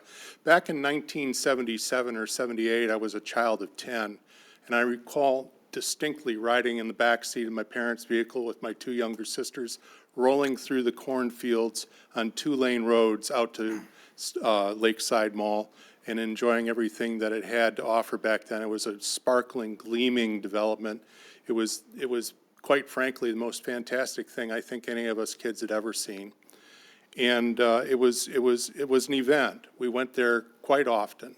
We drove right past other malls to get there. Fast forward from that point about 20 years, and my wife Angela and I were putting our own two children into the back seat of our minivans and driving them out to see Lakeside Mall and to play on the big breakfast playscape and to shop and do all the stuff that you would do to get ready for a holiday. It was a big part of our lives then. Now we fast forward some more years, and you know, during those periods of time that I speak of, not once did I ever dream that I would be part of the project to decide what happens to that real estate, what happens to that space after it had lived out its useful life. But the internet happened, commerce changed, new generations rose up, and the way that the world does its shopping changed in those intervening years. And Lakeside Mall found itself at kind of a crossroads. It could either go the way of some parts of Detroit, where it would become fallow and vacant and not serve any useful purpose to anybody, or it could become, once again, a vibrant part of our community. Now, I went to Lakeside Mall on the last day that it was open on a Sunday this past summer, and what I can tell you was I was amazed by the number of people that I saw there. There were literally thousands of people, Gen Xers like myself, who were there reliving for a bit their experience as children and young adults going to Lakeside Mall and just being around other people and being in that space. And I'm here to tell you that I'm very proud of the effort that the city has made towards redevelopment. 7 years ago or thereabouts, we all went out to a place in Colorado that had made this transition. And then in the intervening time, we've entertained a whole lot of discussion and proposals. And finally, it's reaching its culmination tonight with Mr. Carby and his team bringing forward a development plan that I think the city can be proud of. And one of the things that I think about all of this is that my experience this past summer watching the old Lakeside Mall close down is going to be revisited when the new center that replaces it opens it back up. If you build it, people will come. Thank you very much. Thank you, Mr. Garapi. Anyone else under the public hearing? Mr. Nelson? Okay, Mr. Nelson is deferring to Mr. Penna, so we'll hear from Mr. Penna first.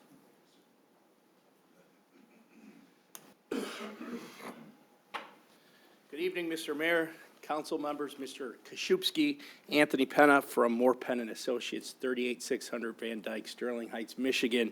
I'm here on behalf of Lakeside Circle Holdings LLC, which owns the former Sears building and all surrounding land.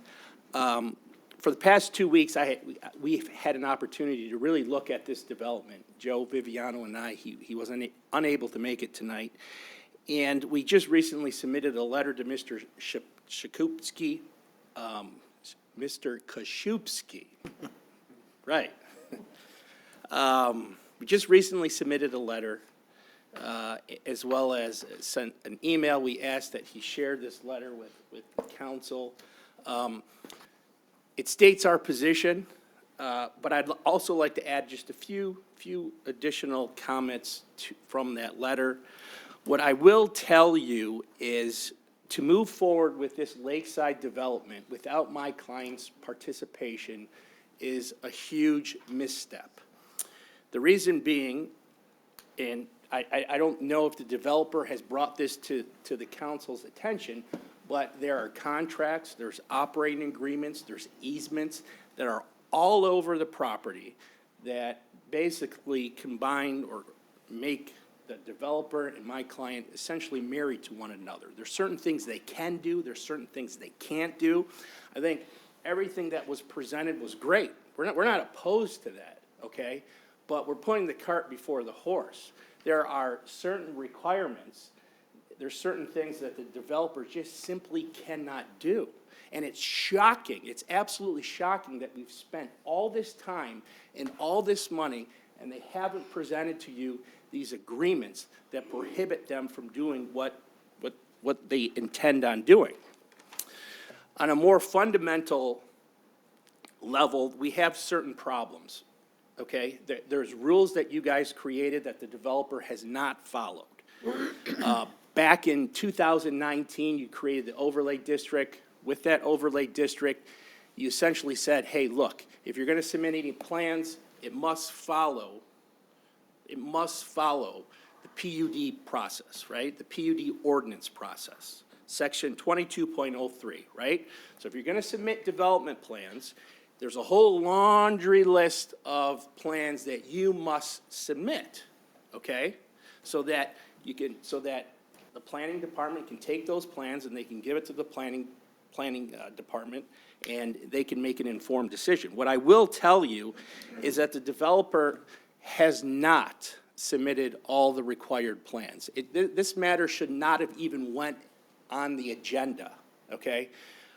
What did they not submit? They didn't submit a boundary survey, right? Why they didn't submit a boundary survey, I have no clue, right? Especially in these set of circumstances where they're trying to carve out the Sears property, right? And they've neglected to submit a boundary survey. They submitted a hodgepodge of addresses and legal descriptions that grossly underestimate the acreage and the area of my client's property. Why they didn't submit a boundary survey, I have no clue. Again, they didn't also submit a site plan showing preliminary drainage. They didn't submit a site plan showing private and public utilities. We don't know if we're going to be able to continue to share detention pond storm water drainage. They have no clue. They never submitted the plans, never submitted, never submitted private or public utility plans. We've never seen them. So. All right, thank you, Mr. Penna. Okay. Thank you. I can conclude. No, you've concluded, thank you. Okay, all right. Mr. Nelson.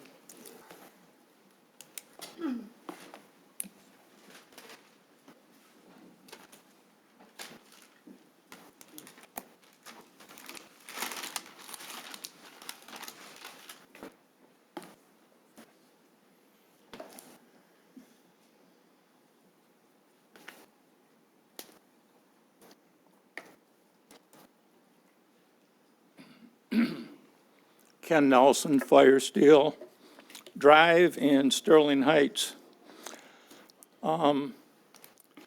These were things that, what I'm going to talk about, I talked about at the Planning Commission meeting, where what was presented is not what was the outcome. They're selling what you're trying to buy, figuratively. But during this whole presentation, I know that they're supposed to give the city council a high-level presentation. But nowhere in this presentation was this gray area, grayed out, mentioned in their presentation whatsoever.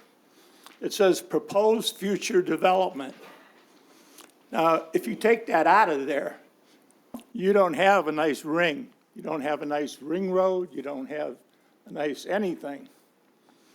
And I asked at the Planning Commission meeting, what's going on? This is not what you're approving. They mentioned that's not what they're approving. And this is not what Sterling Heights is seeing right now if they're watching this meeting. This acreage and this usage is not part of the plan you're buying. It's not part of the PUD project right now that I know of unless, unless the PUD was automatically assigned to the Sears property.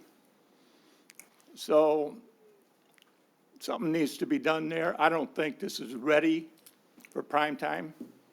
Thank you. All right, thank you, Mr. Nelson. Anybody else under the public hearing? Mr. Kesey?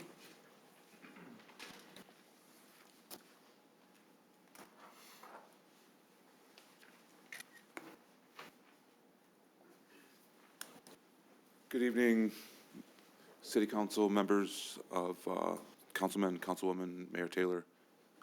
I'm just here tonight to discuss, just bring up a couple points. One is on this plan, I just cannot get an answer on the land that comes off of our lot, which is included in this plan. I'd like to understand,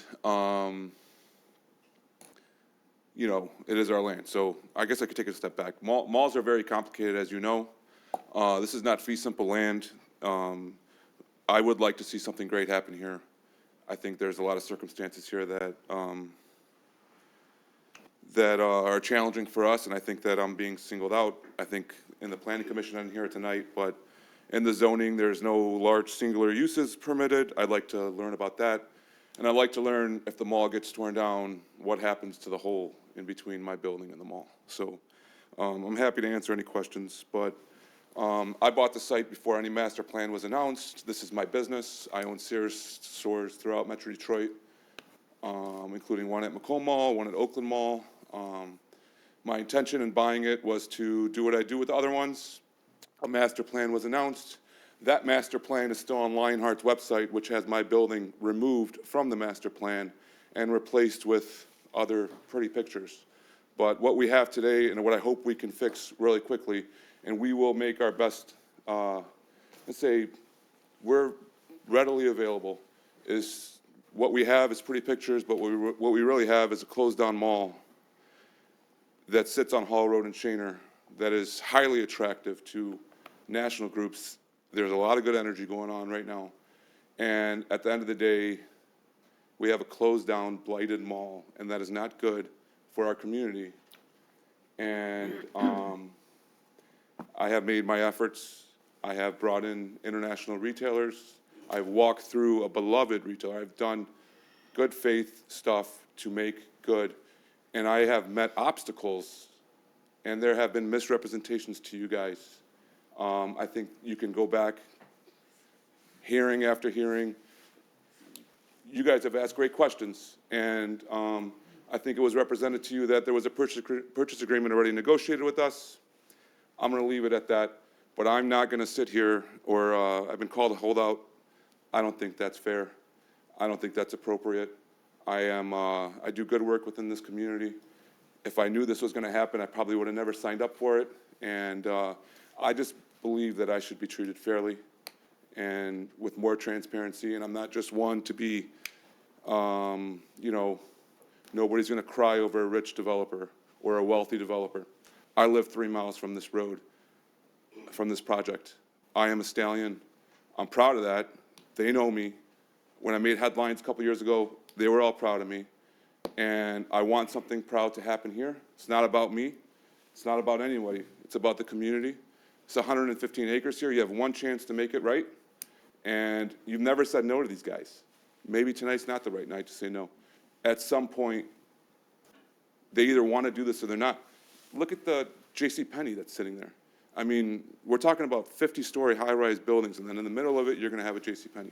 So I'm just going to leave it at that, and wish you guys, you know, make a good decision, and hopefully we get rid of this closed-down, blighted mall, which I think, in my opinion, was accelerated.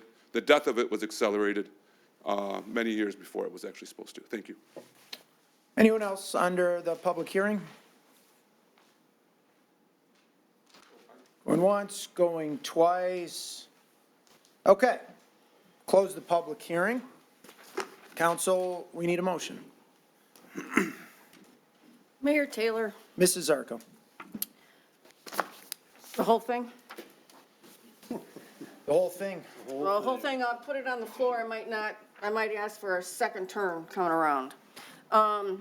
Resolve to approve the application of Lakeside Out of the Box Ventures LLC for the Lakeside City Center Master Development Plan on approximately 104.4 acres of land situated on the east side of Shaner Road, south of Hall Road, PPUD 24-0004, subject to the terms and conditions set forth in the Lakeside Master Development Plan Agreement, and authorize the mayor and city clerk to sign the agreement on behalf of the city. This motion is based on the following conclusions. Number one, that all applicable requirements of the section 22.03 of the zoning ordinance have been satisfied. This conclusion is based on a review of the master development plan submittal, city center design guidelines, and zoning standards submitted by the applicant, and the determination by the Office of Planning that all required documents, including surveys and site plans, have been submitted to the city and are acceptable. Number two, that adequate areas have been provided for utilities, walkways, recreational areas, parking areas, and other open spaces. This conclusion is based upon the review of the Master Development Plan submittal, city center design guidelines, and zoning standards, including the open space and streetscape standards. Number three, that the proposed development provides efficient, aesthetic, and desirable open space and is in keeping with the physical character of the city. This conclusion is based upon a review of the Master Development Plan submittal, city center design guidelines, and zoning standards, including the open space and streetscape standards. Support. It's been moved and supported. Any discussion, Mrs. Zarko, and certainly will give ample time for people. Okay. Wrap around. First of all, I would like to give the developer an opportunity to reply to some of the comments that were made by the speakers tonight. So if they have something to say about what was said, I'd appreciate you coming forward and telling us where that stands right now. Good evening, City Mayor and Council, City Manager, Mayor Pro Tem, members of the community, and our neighbors, the Sears team. Thank you for the opportunity. We're still in the preliminary phase of this 4-year progress. We're still working with Sears. We'll commit to meeting with them again in the next 30 days. But the master development agreement at this stage is not the final stage of this. We're still very preliminary, which is why we submitted a preliminary site plan, preliminary zoning standards, design guidelines, and those things. We're still working next year on a lot of different steps, and some of that will make sure that we address all of our neighbors' concerns and get their consent along, just like how we have done in the past with all the other anchors. We're fully aware of all of our legal restrictions and commitments to our neighbors, and we plan on making good on that. So we'll make sure that we are in full lockstep together. Okay, thank you. Okay, through the chair to Mr. Koszewski.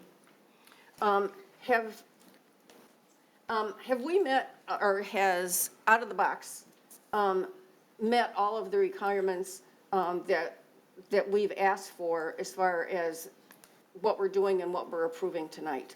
In other words, are they deficient in anything? So that we know that we have the full picture tonight as to what we're voting on. Mr. Koszewski. Thank you, Mayor.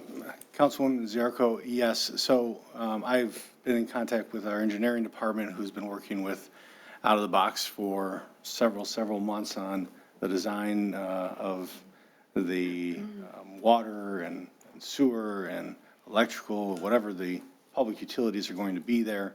They've submitted plans well ahead of schedule that have boundary descriptions of all of the properties that are in and out of the project, along with their acreage.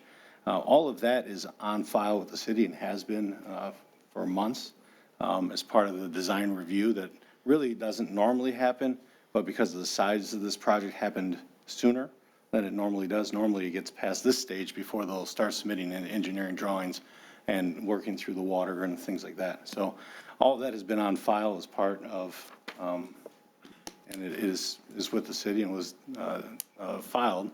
And I've spoken with the Office of Planning, who is comfortable with the designs that have been provided and the information provided to move forward with the PUD. So you're comfortable saying that the residents aren't at any kind of risk if we approve this tonight? Mr. Through the chair. I'm not quite sure what you mean by the residents being at risk. The project moving forward is design standards and the guidelines for the zoning, which are only subject to the properties that are part of the development. If there's a property not part of the development, their underlying zoning stays. They continue to be able to do what they're doing, and that's that. So if Lionheart has others that they have to get on board, that's their job to do. But for purposes of City Council's actions tonight, it's approving what the development guidelines and standards would be under that master development agreement, which is a unique thing under our overlay district. Okay, so then we've actually approved, we know what conceptually it would look like for the entire parcel, for 104 acres. First, I'm going to back up a little bit. Well, I want to You want clarify to finish? that. And I'd like then, to okay, clarify go on. that. So what Lionheart has provided is a conceptual drawing of what the full project might look like, but there is carving out a certain portion that is property that is not part of the development at this time.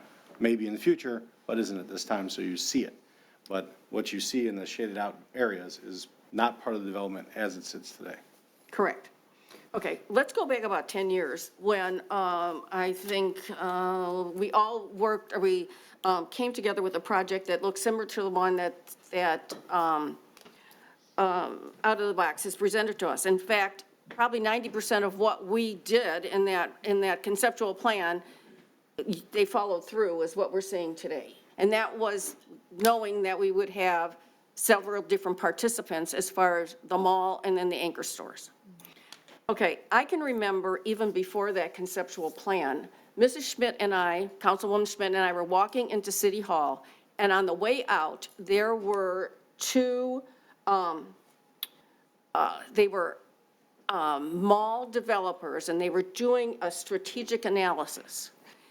And when they said that they actually looked at Lakeside, we think that it started to deteriorate 15 years ago, but that's, or when Partridge Creek opened, and that's not accurate. It's accurate to say that it started its decline when the outstores started to open up, and the first one was Toys R Us. So if you go back to how far Toys R Us opened, and to think that that's when the downfall started as far as that particular mall, it probably goes back 5 years after the mall opened. That it was going to be, they didn't know it at the time that it was going to be in decline, but that's what was going to happen. So 10 years ago, we knew that we were going to have to do something, especially, we've been talking about this because we knew Partridge Creek was opening.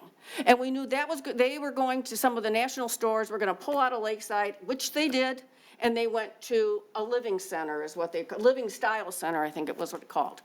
So we've known this has been coming. We come up with a conceptual plan actually to go out and find somebody that might be interested in doing this.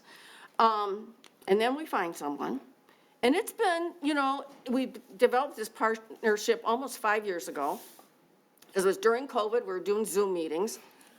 And so we've let enough people know that this is going on.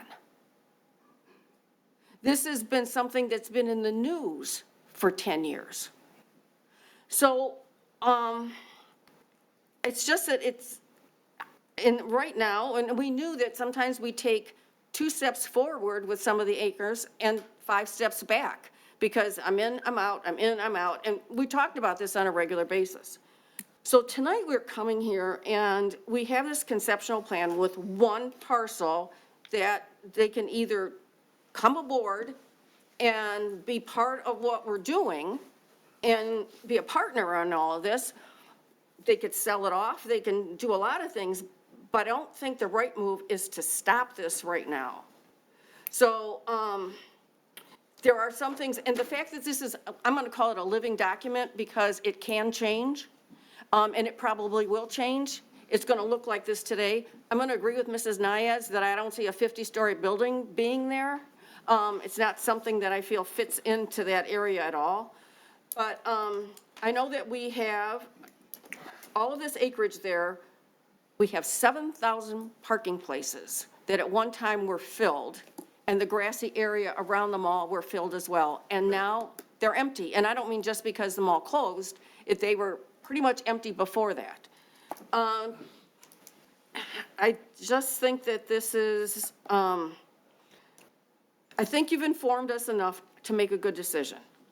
I guess my other thought is that, through the chair to Mr. Koszubski, so far, everything that Out of the Box has done has been with already regulations that have been set by the state. They have not asked for anything beyond that, or any exceptions. They've just followed what the guidelines have been, or approved by the state already. Mr. Koszubski.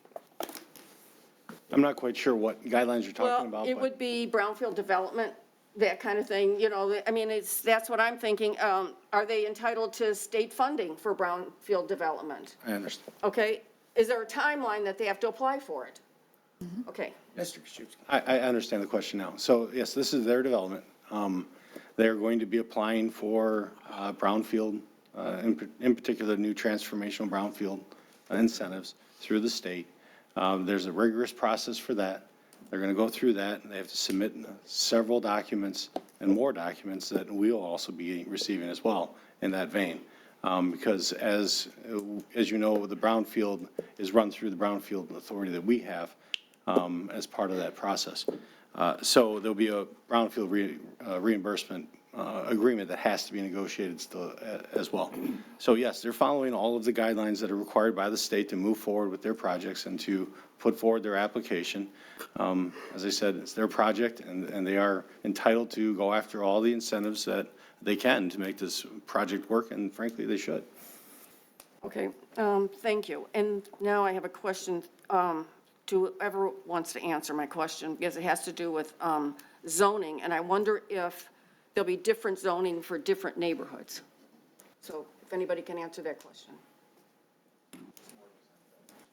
Yeah, with that, the zoning is meant to be blanket across the entire district, and that's why we've included in the design guidelines, the guidance on the look, feel, and the vision and intent. But in the spirit of keeping that flexibility, a lot of those standards, they apply across neighborhood boundaries, because they're sort of fundamental to creating urban mixed-use walkable development, which is the theme of all of the districts.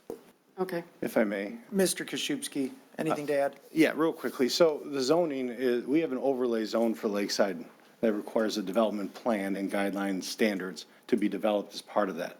So it's not per se a change in zoning. The zoning already exists. It was put in place by council back in, I think it was 2019. So this isn't a rezoning per se. This is a master development agreement with guidelines and standards that the council is approving as part of that agreement. Okay. Thank you. Well, I guess the only thing, well, first of all, like I said, I know that this is going to change because I'm assuming it's going to be a destination place, but it will also be market-driven as to what is actually going on there. The only thing that I haven't seen here, and I have been a big proponent of it, is a convention center. And it just means that you have a hotel there that maybe could facilitate 400 people or 500 people coming into that building and not necessarily being housed in that building. So if you can find a place for a convention center, you would make me very happy. So for right now, that's all I have. Okay, thank you, Mrs. Zerko. Council, anyone else like to go next? Mayor Taylor. Mrs. Schmidt. I'm going to ask a few people some questions. So through the chair to Dr. Parcell. And I'm not sure if you're the appropriate person, but you'll pass it off, I'm sure, if you're not. So in the explanation, it listed all the different businesses and the parking spaces associated with the different businesses. I didn't see anything about continuing education, maybe a charter school could be in there. What are do we need to put parking requirements in for educational buildings? Is that something that needs to be added? I would prefer. Yeah, our assumption is, well, the parking standards as they're listed are because they might vary from what is a citywide standard. And if they're not listed, the assumption was that they would tie into what's already a standard for that use within the community. Does that make sense? Yes. Okay. Also, the legacy loop, is it a path and a driving ring as well? There's going to be both?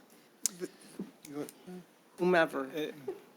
It's a series of footpaths, so they can branch off into 2, 3, 4 different directions, but essentially it's a continuous loop of footpaths, no vehicles. So nothing like what's there now? So Lakeside Circle, the road is different than the Legacy Loop. The Legacy Loop is Gotcha. just the pathway. Okay, so the ring road will still be there? Correct. Yes. That's what I wanted to know. I guess through the chair to Mr. Miller, you mentioned all these residential units, various units. My hopes is that there are going to be condominiums included in those residential units, not just apartment buildings. What is the plan or the thought on that? Let's just bring everybody up. No, thank you for the question. Yes, there's an opportunity to do condos. Okay. I think once you create the first one, it will set the tone and create a market to then keep doing more. Absolutely. I think it's really important to a community to have owners Absolutely. that have skin in the game. Absolutely. That want to be part of Yeah. a neighborhood, not just transient apartment dwellers, which they're not bad as well. But there are, having, condo owners as well, I think would be a good goal for me. Agreed. I agree about the 50 stories. Can't we cap it at something shorter than that? I mean, Well, the just. market will really dictate what density happens over time. You never know what's going to happen in 30, 40 years. We didn't know we were going to stand here in front of you when Taubman created this in 1974 either. So it's just creating a living document, as Barb said, that's going to evolve over time. But it doesn't necessarily mean it will happen. It's really a function of the marketplace and costs and revenue. That's what's going to dictate that. I guess I would be more comfortable if 30 years from now, the council that's in place could make a decision that they want a 50-story building in that area and not the council that's here now. I'm not saying I'm not agreeable to 10 stories or, 15 story. I think to keep it wide open to 50 stories, it just seems. It's just a flexible zoning document. That's all Okay. it is. Okay. It's only a Dr. zoning, Purcell, it's are only you a zoning text. Comfortable with that? Yes, that was obviously like one of the first things that stuck out to me was 50 stories here right now is unrealistic, but, as the more you learn about how this will go, I wouldn't expect to see somebody come in as the first parcel and develop a 50-story high-rise. I would expect to see there be different iterations of the Lakeside project over the next, I would say, 20 increment chunks as we saw the lifespan of this mall. And then as this draws in people from other communities and becomes one of the generally more attractive destinations in Macomb County, you will see height go up at an indeterminate time and not have to have it come back to a council to review the old documents. So I think feasibility is definitely not a concern I don't think I'm concerned about someone coming in with that for many, many years until, this development is fully built out, fully occupied, and then the need and draw is for verticality to bring in more people after its success. Okay. And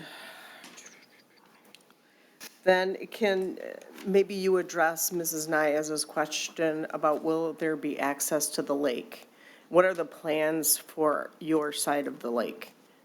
Well, it's hard for me to answer that. I know we're working with the city to figure out how do we find the monies to do another amenity offering, but then the residents on the other side may not like it either. So it's hard to say, will there be access at this point in time? We're still in the preliminary phases of this project. It's a significant size project with a lot of layers that will be worked out over time. That's why the zoning document is kind of really living and adaptable. Okay. And what is the goal for, you're going to start at the center or the heart? Is that going to be the beginning and then the next phase will Yes, be? it will radiate out. Okay. Yes. So the next phase would be the urban green or the crossroads? Well, I mean, it's also going to be a function of who partners with us. Okay. And who wants to, some people might say, oh, I like this location better than this location. So it's hard to determine which parcels will go first, but there is a notional phasing plan as part of the master development agreement package. Okay. And then, thank you. Sure. Chief Edmund, they had talked about the narrowing of the streets. I just want to make sure that our fire department is on board with the safety of the width of these streets. So the agreement with the streets was like a 11-foot lane width, which we're in agreement. We've been in constant contact with Lionheart over the last 8 months. We've met with their engineers, we've met with developers, we've had many different meetings with them as this project goes forward. So as this project stands right now, we're very comfortable with this agreement and stress that it is a living document and things change over time. Okay. And I guess my last thing is, Mr. Bonner, do you have anything you'd like to add to the conversation?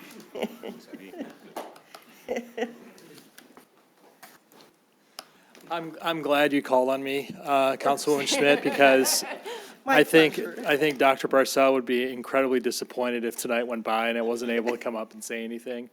If I could add, and I confirmed with Clark, I do believe one of the parcels south of the Ring Road, we have an access easement from one of those developments. In the event that there was any kind of connection south of the Ring Road to Island Park, we would have that available to us. So that's what I would add for right now. Okay. Thank you. Thank you. I have nothing further, Mayor. Thank you, Mrs. Schmidt. Anyone else? Mr. Mayor. Mrs. Konski. Through the chair to, I guess, Dr. Purcell. I understand that the developer doesn't literally own all the parcels yet, but he's in the process of doing that, excluding Sears. When they start demolition, I'm assuming that the first thing they're going to do is the infrastructure, which is the north-south roads, east-west roads, correct? I believe that would be my understanding, yes. Yeah, and put in water and sewer and things like that. Looking at the photos, the pictures, the drawings, it seems like the east-west road goes right through the Sears property. Is that true? And if that is not settled, does that mean that they cannot start that demolition, construction, until all the parcels are owned, correct? I would not say that is the case. The way I understand the roads being laid out right now is still conceptual. The utilities, the water, the sewer, et cetera, is still under heavy review with Mr. Wakeland, his team, and Mr. Bayshaw and his team on the city side. So none of those, in my mind, are close to being a final product yet. And therefore, the intersections, the road, possibly even different right-of-way widths are subject to change at times based on what is laid out in the document. So I wouldn't say that going in and putting the roads in immediately would have a hang up on any of this, because there's still a lot of review that's to be done with their team and ours. Okay, just so I understand, what are the phases of construction? What is the very first thing that's done? Demolition, correct? Then Correct. what? Then I believe it would be working through the engineering and utilities for the entirety of the site, Which means putting in the water and sewer.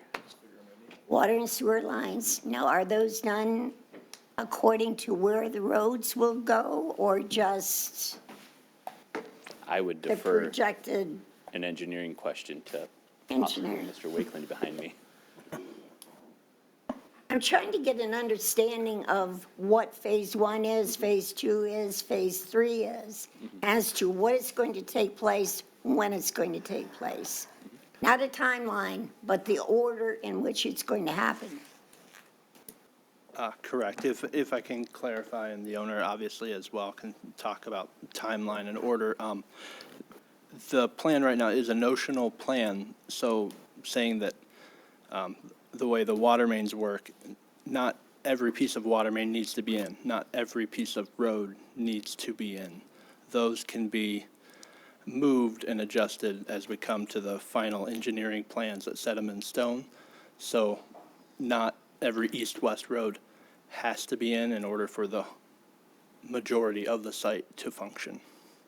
Okay, so if you wanted to do the senior facility first, all you would have to do is that little section at the south end. That's all you would have to put in, is the water and sewer there and maybe one road. Conceptually, you could. Obviously, you need to connect all the lines from the start to the end, but yes, there is a way that you could just do a single piece without doing the entire development. Okay, what are the plans for development then? Are you going to start with phase 1 and then go to phase 2 and then go to phase 3? You mean in terms of the vertical buildings? Yes. Yes, yes. We have a notional phasing plan that was inserted into the documents and the submission to the city that gives a notional idea of which buildings that we would select first. But again, it's flexible depending on who we partner with and who wants to go first and which locations they want to choose. So your development phases depend on your investors. Who comes in and says, I want to build the senior project, or he says, I want to build the hotel, I want to build whatever that is, will determine where you're going to start. Is that correct? That's an idea. It's flexible at this stage. Remember, we're still very prelim. We're not done with all of our due diligence efforts. So a lot of that question is going to come later on towards probably the middle of next year. We're still very prelim. We're kind of back here, still in the due diligence earlier phases. So we have a lot to work out first. And then, you will see a very sophisticated MOT plan, maintenance of traffic plan, sequencing plan, laydown plan, how all anchors will still enjoy full access, how the fire department is going to access all the buildings, how are they going to get parking, how their staff is going to get around the site. So we will have a very thorough and comprehensive plan of how to traverse the site during construction and after construction. But that's something that we're going to be working towards next year. But we're still very prelim. I'm very happy to hear that.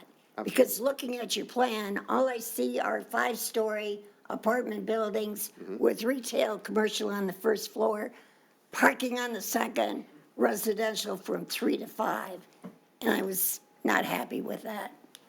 So I'm glad to hear it. It's a living document. It is. And it's going to continue to change. It will. You don't have any plans really. Everything is going to go as to what comes up next. Is that correct?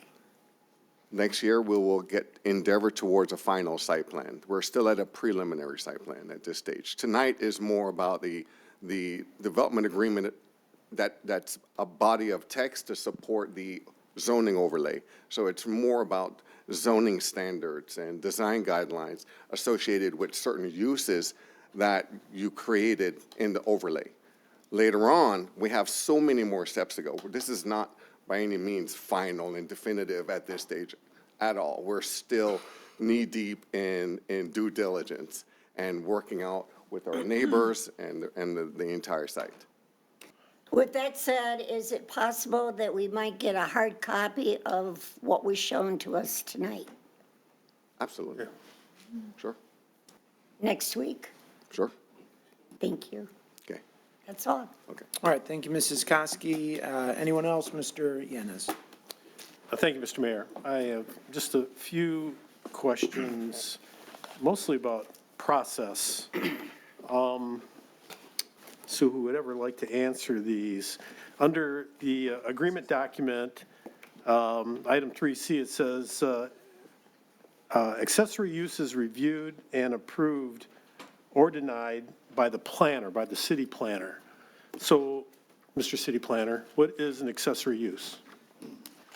So the reason we put it this way, and from experience working in downtown settings, when you have a use, let's say there is a standalone hotel use with a conference center that is here, and an accessory structure here, if it's going to be built on a vacant piece of land somewhere off of a major thoroughfare in the city, is a maintenance shed or a outbuilding that they have, lawnmowers or items in there. And what we would like to do is have the administrative authority to work with the applicant to find a way to not have these small sheds or small buildings for maintenance popping up throughout the district and integrate them more holistically within the development itself.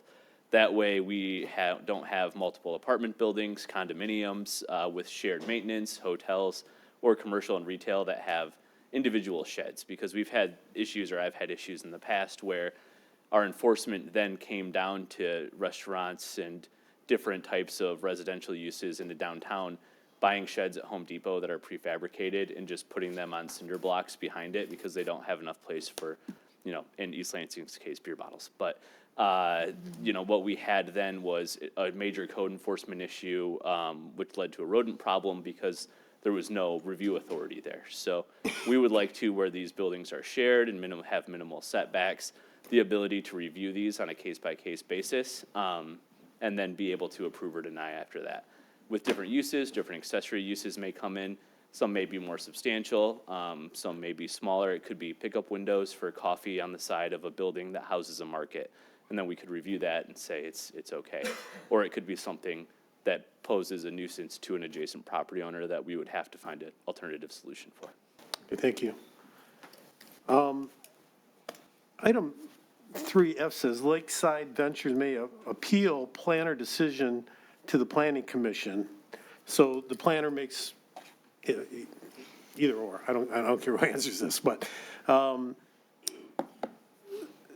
so I guess I'm curious as to why they can make the appeal to the planning commission if the city council is approving the PUD. Mr. Just the microphone. Through the chair. Through the chair, I'm sorry, through the chair. That's okay. I think they just don't know how to answer it or who to answer it. I was pointing at Mr. Koszewski. Mr. Koszewski. It's very common that when a planning decision is made from the Office of Planning, that an appeal right is given to appeal it, and the process is usually to the Planning Commission.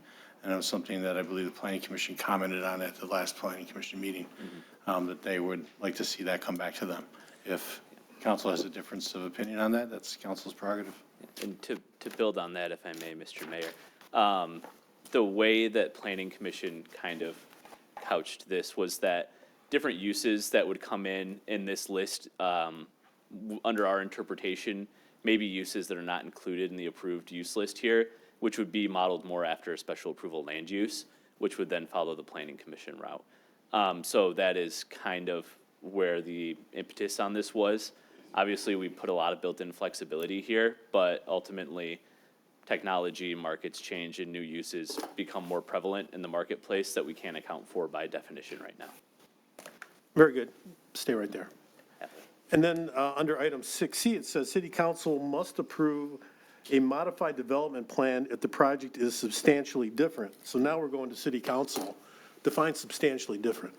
In my idea of substantially different, variation of a use wouldn't be meeting that threshold. It could be something, substantial deviation from open space, I would bring to city council. Say, development increases, they want to put a development encroaching on the central park because there's just no room, they're having so much success on the parcels. It would be up to you to review that, because that substantially changes the makeup of what you reviewed tonight.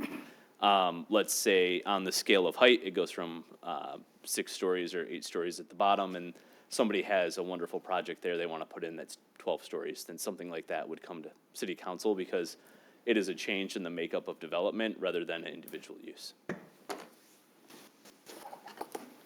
Okay. I'd rather see it all go to planning, but that's me. I think we're all set. I think. We'll see. I noticed under allowable uses, it says private clubs. Can you define private clubs? And please tell me you're talking like racket clubs, right? And not any other kind of club? Yeah, it's meant to cover recreation, but we're also seeing in the market dining clubs making a comeback in a lot of markets. So it could be. Dining clubs? Yeah, I'm telling you, it's a real Do I need a thing. diner's card? Maybe we need a diner's card back. But so it's meant to be a organization that is charging a membership, Okay, but obviously. okay. Yeah, so. And I think we have, Mr. Planner, I think we have rules in regards to dancing and other stuff. Is that correct? So when they say private clubs, we already have city rules, ordinances that define. Yes, so the city code of ordinances that lives independently outside of the zoning ordinance is still 100% enforceable within this boundary regardless. Okay, thank you for making that clear. I don't need to remind anybody about the Hooters debacle that we had to live through 20 years ago. Maybe I do. I do want to talk very quickly about environmental design. I know this is just conceptual. We're talking about early stuff here, and but at some point, we're going to be discussing nuts and bolts, and you know, the thing that we've been experiencing here, how, if you want to call it climate change or what have you, but we have been experiencing significant rainfalls, droughts, excessive heat, a lot of extreme events. Under the plan, as I understand it, at some point, the city will be selling bonds to raise money to do the infrastructure. And at some point, that infrastructure will be deeded back to the city. You're shaking your head yes, right? Okay, I just want to make sure you're agreeing with this. And so it's going to be incumbent upon the city to have to deal with these extreme events. So I want to make sure that even though this is the next step beyond what we're doing here tonight, that the design and engineering of our stormwater system, wastewater system, what have you, is sufficient that it's not going to have an impact on the city as a whole, or overtax the system, or we find that we're investing, or we're putting a lot more money into a system that wasn't really designed to handle extreme events. So I'm just going to plant that seed right now, and we're going to keep an eye on that. But I believe, just thinking about Lakeside in my head, the mall sort of sits on a dome. Would you agree with that? Yeah, some places is cut out, like down at the Penny's lower level, but a lot of it is up high, and the water would tend to flow down towards Ring Road, and of course the lake. That would be the normal flow path, right? So there is going to be an impact on the entire area during an extreme event. So, and if that's going to be our city's responsibility, I want to get ahead of that. And then let's talk a little bit more about the environmental stuff you had mentioned, sir. I apologize. I didn't mean to point at you. Never, don't point. You did it again. Pervious pavements and so forth. So tell me a little bit more about this conceptual thought of reducing the environmental impact of the entire project, both on the land and on the people. Yeah, that's great, and I think it dovetails into your comments about thinking about resiliency on the long term, about the fact that we need to plan for maybe a different future, different rain events, for example, than what we have. So what we wanted to be able to build into that is a set of systems that can work in tandem with traditional stormwater infrastructure, for example, to help lessen the load on that. So there's ideas about how we're using low-impact development, or some people call it green infrastructure, that is elements that can fit within a landscape, and when it's not being used in a rain event, it's part of the park, but it has the ability to absorb and slow down the flow of water as it releases into the system. So it's that kind of thinking helps us to think beyond maybe traditional engineered approaches to the infrastructure, and start to think about how you're integrating some natural systems into that as well. And we have a great opportunity because we have some larger open space areas that we can start to use that to our advantage. Of course, there's a ton of detailed design. I'm just a planner. That's not what I do, but conceptually, we think that we're seeing this working more and more to a point that it's just to start to think more holistically about how we're handling our systems and how our buildings, how our built environment can respond to that in a way that starts to take some of the demands off of the traditional infrastructure, if you will, the curb and gutter, the traditional detention ponds and so forth. So that's the infrastructure, but in regards to the building, and then I'll direct this to Mr. Carby. Yeah. Landscaping. Can you step up to the microphone so folks can hear? Yeah, Just not talk too much tonight. Say I have a bad talk as habit much of. as you need to, sir. I mean, landscaping also helps with heat gain. When you bring in mature landscaping, it kind of climatizes and calms down some of that heat gain. White roofs also, it kind of helps offset some of that. So we're going to be looking at that. Andy is also probably should come up and kind of help you understand some of the sustainability principles that we're looking to put into the project. But we are definitely aware and plan on making sure that this is not just a forward-thinking zoning code, but it's also forward-thinking in terms of urban design principles and sustainability principles as well. So you just used the term looking at putting into. When are you going to make a decision on you're definitely going to put it into the project? Andy, you want Andy? to give the list? Those were two bus wheels that just ran over you. You actually already put it into all this. No, I'm just kidding. I'm just kidding. Yeah, obviously, like we've mentioned in the past, we have been working with engineering for a while. We've met with the county, we've met with the state to look at the infrastructure and say, this is our plan to make sure that we're not overtaxing anything. I believe the city's very much in agreement with that.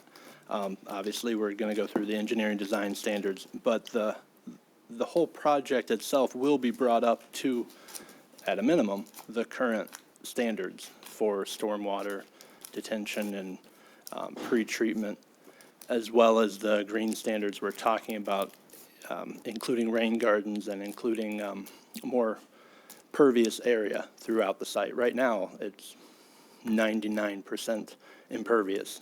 So we'll be drastically helping with the drainage just by doing this project. And then adding in all the pre-treatment for every single site that's out there is a drastic improvement. Okay. And just one last question, and I'll wrap up, Mr. Mayor. So in regards to the buildings, in regards to the building projects, what if you have a developer that wants to work with you? He says, I don't want to do any of this environmental stuff. It's too expensive. It's not going to be an arduous, it's not like we're enforcing like a LEED certification, because we've done that before, and there is a financial implication to doing that type of thing. But we believe that, given energy resource technology, a lot of things are pretty standardized now, different light bulbs, and there's so many different general principles. Didn't we put some already in our presentation? Do you remember you want to speak on it? I don't have them readily available. We just Okay. added some additional in the last Yeah. revision. But from the building standpoint, we plan on. I couldn't hear him. Could you speak up, sir? We've just revised the document to add a few additional sustainability features. I don't have them in front of me. Those are coming? They're already in the document. They are in the document? Yes. Okay. It's chapter 7 of the zoning standard is the sustainability. I only made it through 6. Oh, well, it's there waiting for Yes. you. Okay, thank you. Very good. I'm all set with you. So, Yes, sir. thank you very much. The last thing I'm going to say, Mr. Mayor, is that, first of all, our own planner stated that this isn't just conceptual, this is highly conceptual. This is what we're working on here tonight. So I know we have a lot of questions about things that are farther down the road, but this, who knows what this thing is really going to look like? But here's the thing that I'm quite certain of. I'm quite certain that Out of the Box Ventures wants to make money on this project. They're not doing it because they're a charity. I don't think they want to lose money. And when we cut them a check for, I don't know how much it is, it started out at 30-some million, now I'm hearing at 70 million, whatever it cost us to do this infrastructure, I want to get paid back. And I want to get paid back as quickly as possible. So I feel very strongly that they're going to do the kind of job it takes to make money on this project. I don't think that they're going to sell themselves short. We're going to be keeping an eye on that because we are an investor in this project. The taxpayers of the city are an investor in this project. And, but I think as far as tonight, right now, under this highly conceptual process, I feel comfortable with this, and I'm looking to move forward. And that's all I have, Mr. Mayor. Okay, thank you, Mr. Yanez. Mr. Rankin. Thank you, Mr. Mayor. It was a great presentation, very informative. I enjoyed reading the design guidelines. I know I had some questions because we had not received the design guidelines, but once we did, I think you answered a lot of what we had. That being said, I still have some concerns. I guess we'll start with something that we previously talked about, which is the share or shared streets. I can see we talked about 11-foot wide streets, and that makes sense to me with your explanation for a more pedestrian-oriented environment.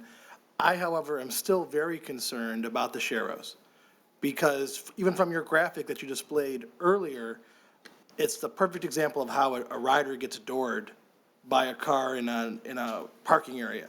Because there's no defined bike lane, they're sharing the streets with both automobiles and cars parking.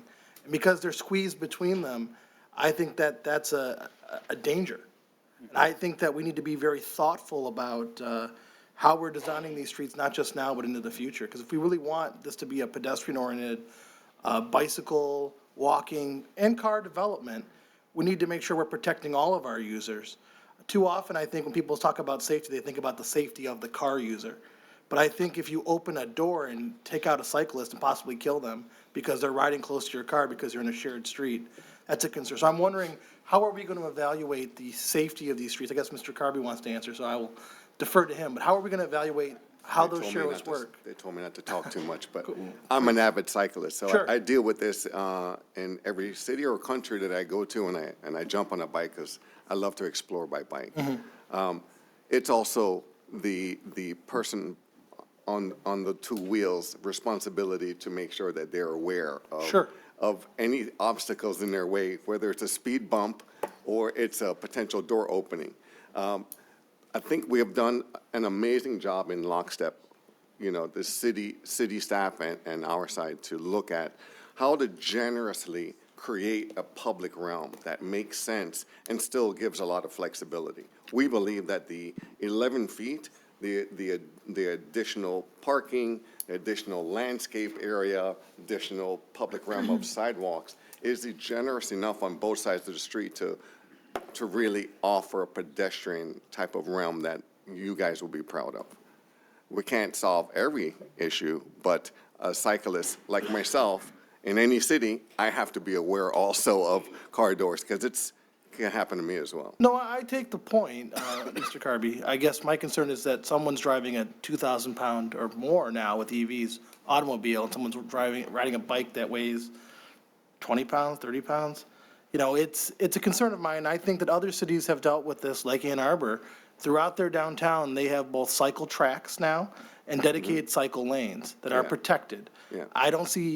I see one, but not many protected bike lanes in this development. So I guess I have a further question, through the chair to Mr. Koszybski, I guess. Once the street grid is built, it'll be then deeded to the city, am I correct in thinking that through the chair to Mr. Koszybski? Correct. That is correct. Right.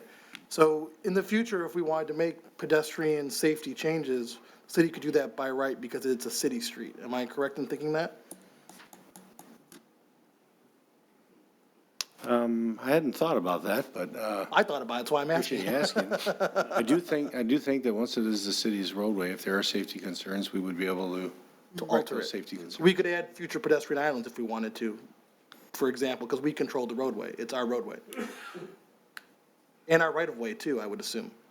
I think what we would have is a site plan that has been approved when it's a final site plan. But our roadway, it would be our roadway, and we would likely be able to put in I'm going to have to get back to you on the finality of that question, because I'm saying likely for a reason. Well, I mean, we can postpone this, Mr. Koszybski, because to me, the finality of what we are going to own when this is done is of great concern to me, especially if we're paying for it. If we're paying for it and we're not going to control it, that's a concern of mine. But especially for public safety. Now, I think that their plan is very good. But at the end of the day, if it's a public road that we're going to publicly plow and publicly patrol and publicly take care of, then I think that we, as the city, should have final authority over the public realm. Yes, they're being designed and will be executed to city standards, which is to code. We've worked with city engineering team for the past 8 months, and we've been site planning in lockstep together for 4 years on it. Absolutely. But at the same time, I was just asking the question about who controls the roadway once it's complete and deeded back to us. Yes, it'll be deeded back to you. It would be deeded back to us. I believe But we'd just have keep- control. Yes, I believe we'd have control, and I'd put that to the developer. I mean, that's the understanding that I would have. If yes, it's deeded back. conveyed. At the end of construction, your Public Works and Engineering Department comes out, they review it. If they're in agreement with the quality assurance of it, then they accept it, close the permit, then it gets deeded over, conveyed in a formal process to the city. But keep in mind, there is a delicate balance between the 30 acres of public realm that we're carving out and giving to the city to get this project done for a city center. Then it's a delicate balance between density and being able to afford the debt service on the bonds. So we also have to look at all the push and pulls. And, we didn't rush any of this. We've worked together for 4 years But I'm also in that doing my delicate job, sir, balance. to make sure that we are being given the information we need to make a decision. I don't Absolutely. dispute any of that. I just wanted to answer you. That's all. To go one step further, public parking that is on the street. In the future, because some developments have done this, if they need to change some aspect of the public parking, would that be the developer? Would that be us? Would we be in tandem? How would that work through the chair to Mr. Koszybski? Mr. Koszybski. So, like I said, they're going to have a site plan, a final site plan approval, would show the parking on there. They would be, that's like any other development, if there is on-street parking that is part of that development and it is dedicated in that way, if there needs to be a change, they'd have to bring it back for a change, because it would be a modification of the site plan. Right.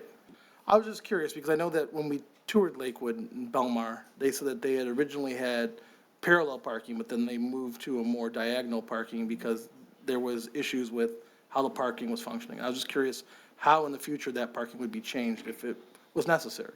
Yeah, if there's that type of site plan change, I believe they go through the Office of Planning to get that approved. I am, like Mrs. Koski, also concerned about the future of the Sears development and how the master streets would be drawn up if Sears does not participate. I guess through the chair to Mr. Carby, if you could answer, I know we talked about possibly redistributing the streets. Would you have to come back to us to discuss that, or? Yes. Yeah, so you'd come back and say, we're gonna I would think do so. a different kind of I would have map? to answer, you know. Yeah, Be part of the final site plan. okay. Yeah. Perfect, that's very, I appreciate that.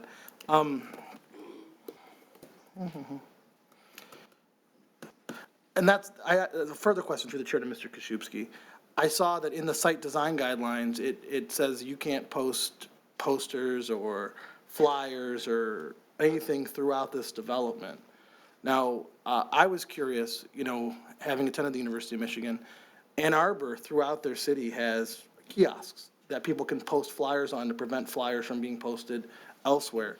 Right now, the agreement says that they won't be posted. In the future, might we need to do that or possibly consider doing that with the kiosk system to prevent these flyers from just being placed willy-nilly throughout the development?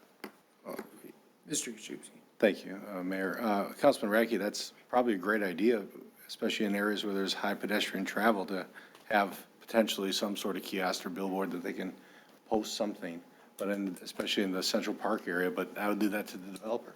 Please. We do plan on having like wayfinding type of electronic, you know, directional signage in the right-of-way areas. Because the people are going to need it, you know, and retailers that come, they're going to want to be probably on that. They're going to want to have their name on there and a directional map, like you would inside the mall.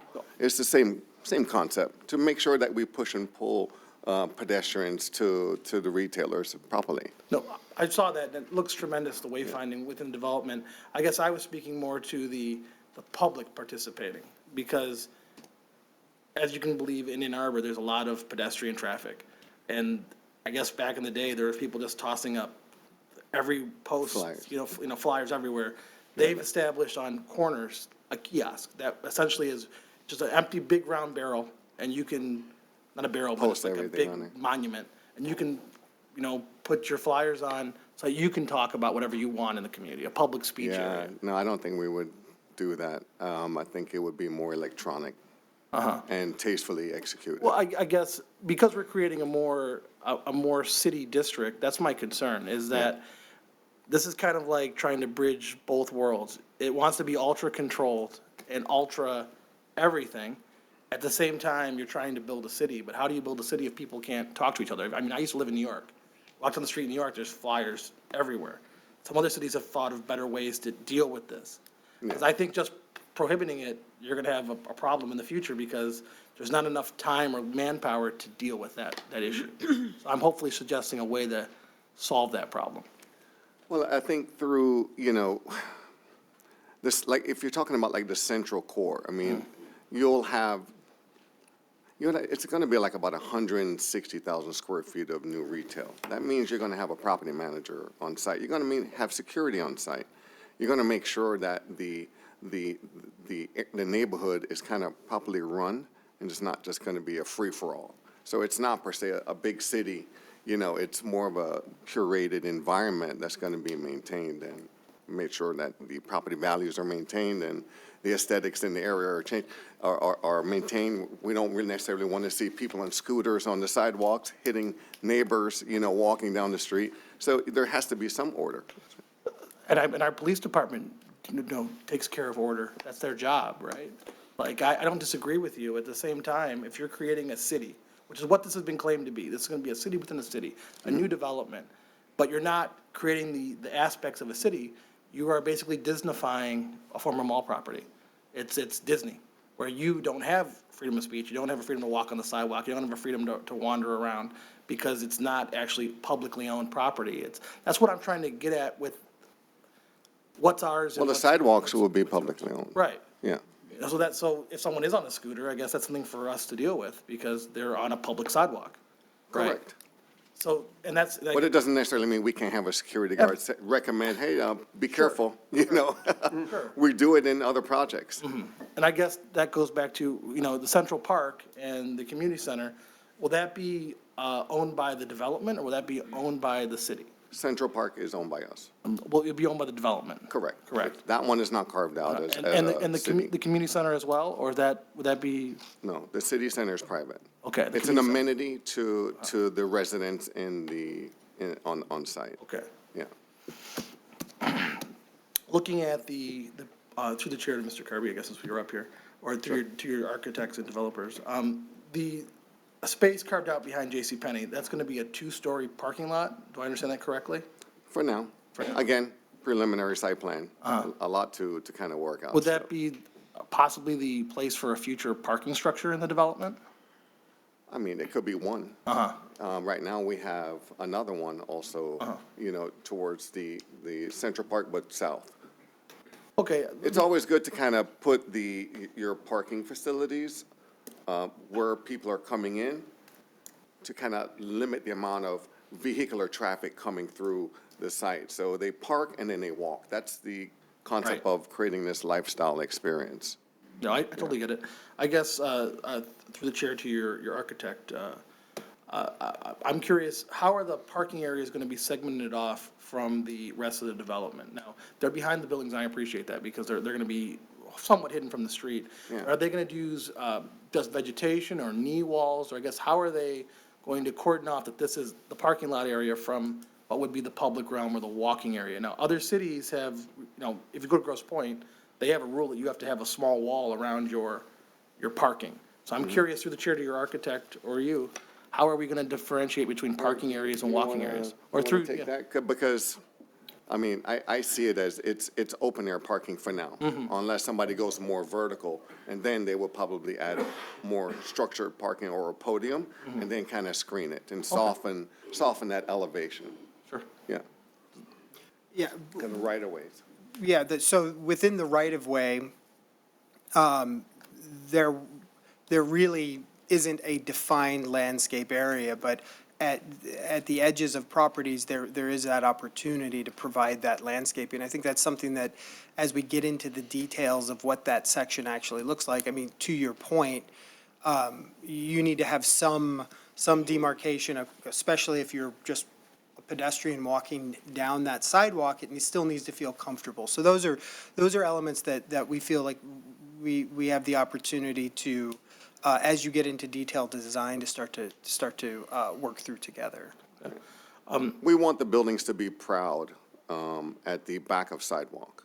We're putting very generous size sidewalk areas to kind of engage, any building that's right on the back of sidewalk, to kind of have that, like you say, like New York, where you can have outdoor dining and that sort of thing. And the building should be proud. They should be more centered towards the front.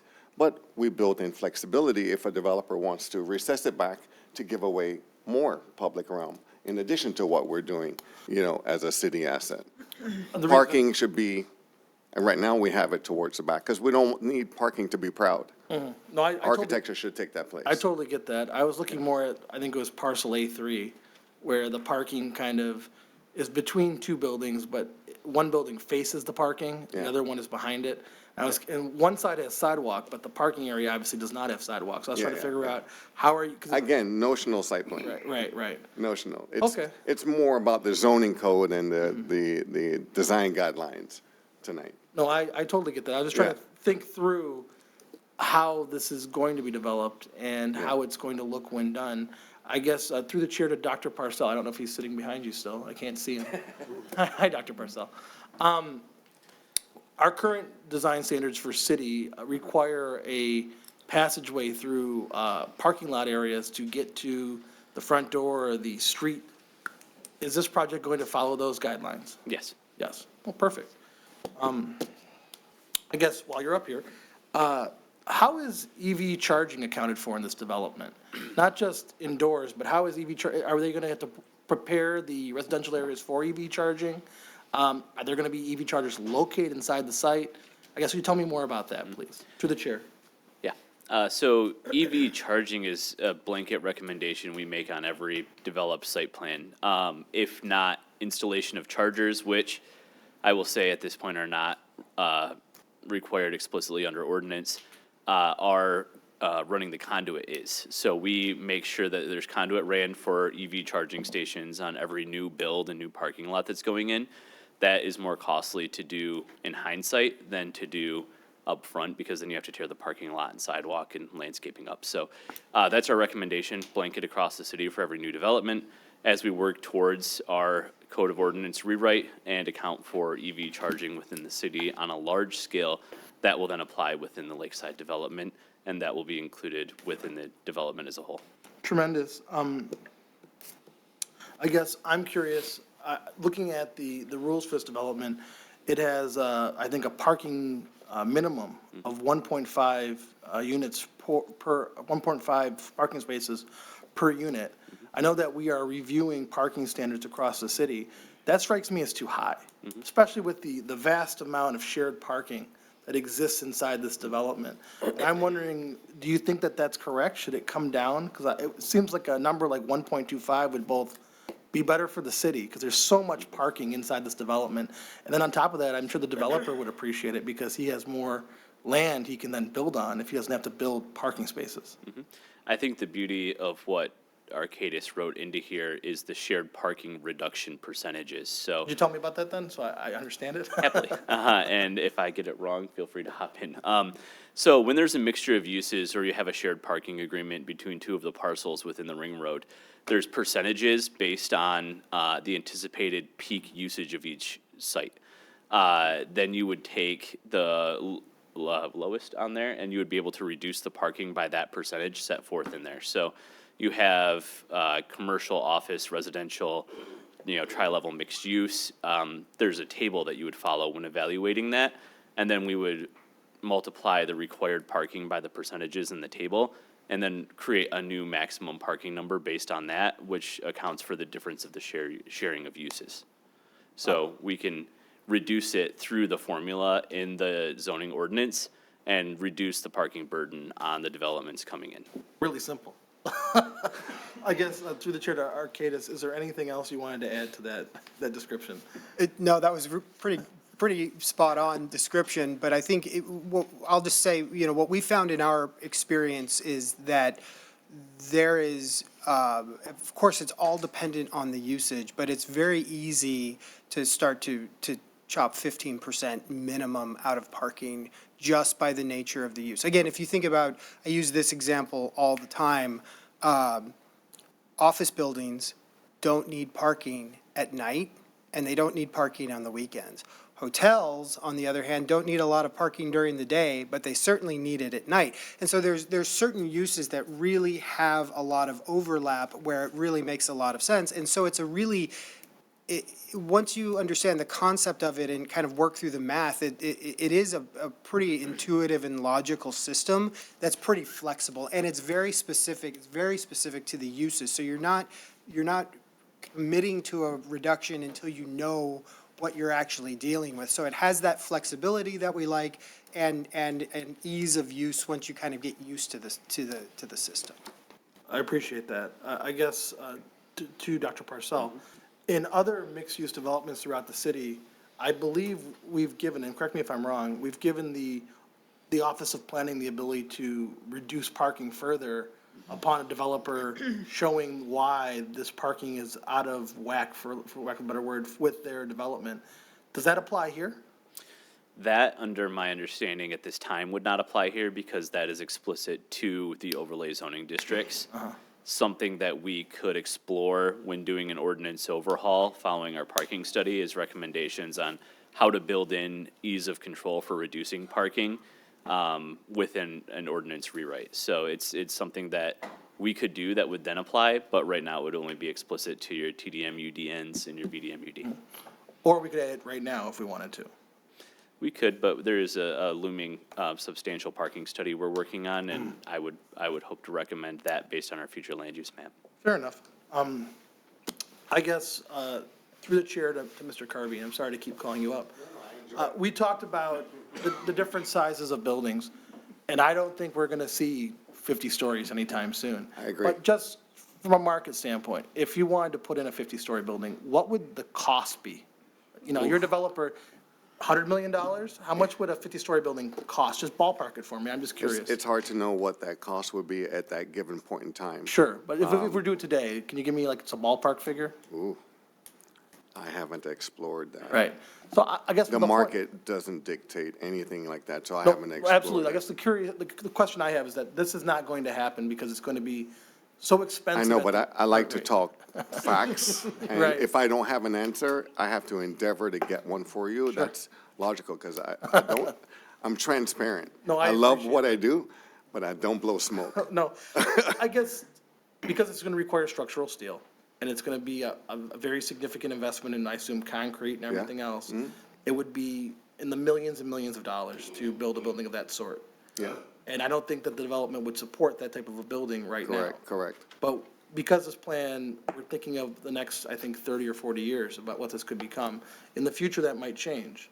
I mean, I read about in the paper just this last week that Ann Arbor's using mass timber to build a very fascinating building there, which reduces some of the cost because timber is cheaper than structural steel, for I example. don't see timber being able to support life safety code requirements. Well, so it does because of the way Plus, they build plus it. you would need the adequate parking. So the parking costs alone are, let's just say Michigan, Detroit is 30% higher than the national Sure. average. Even Miami, if you can, if, it's quite shocking. And that's on low rise, so I haven't priced high rise because there is no market for that right now. I appreciate that. Yeah.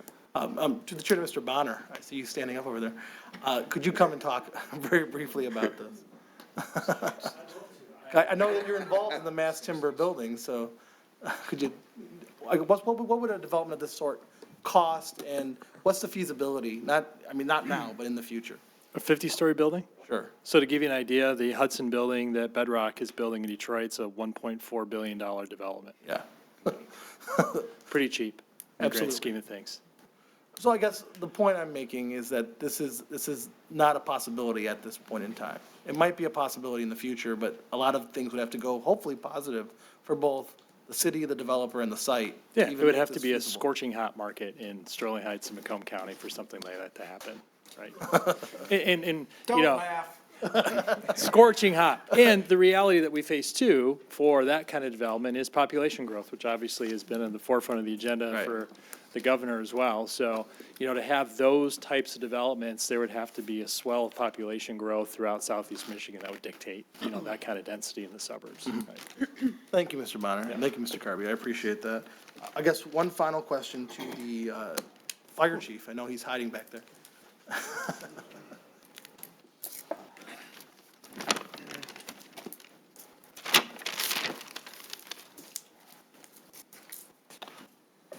Thank you, Chief Evan, for coming up. We talked briefly earlier about the width of the development and the fire department being able to fight fires.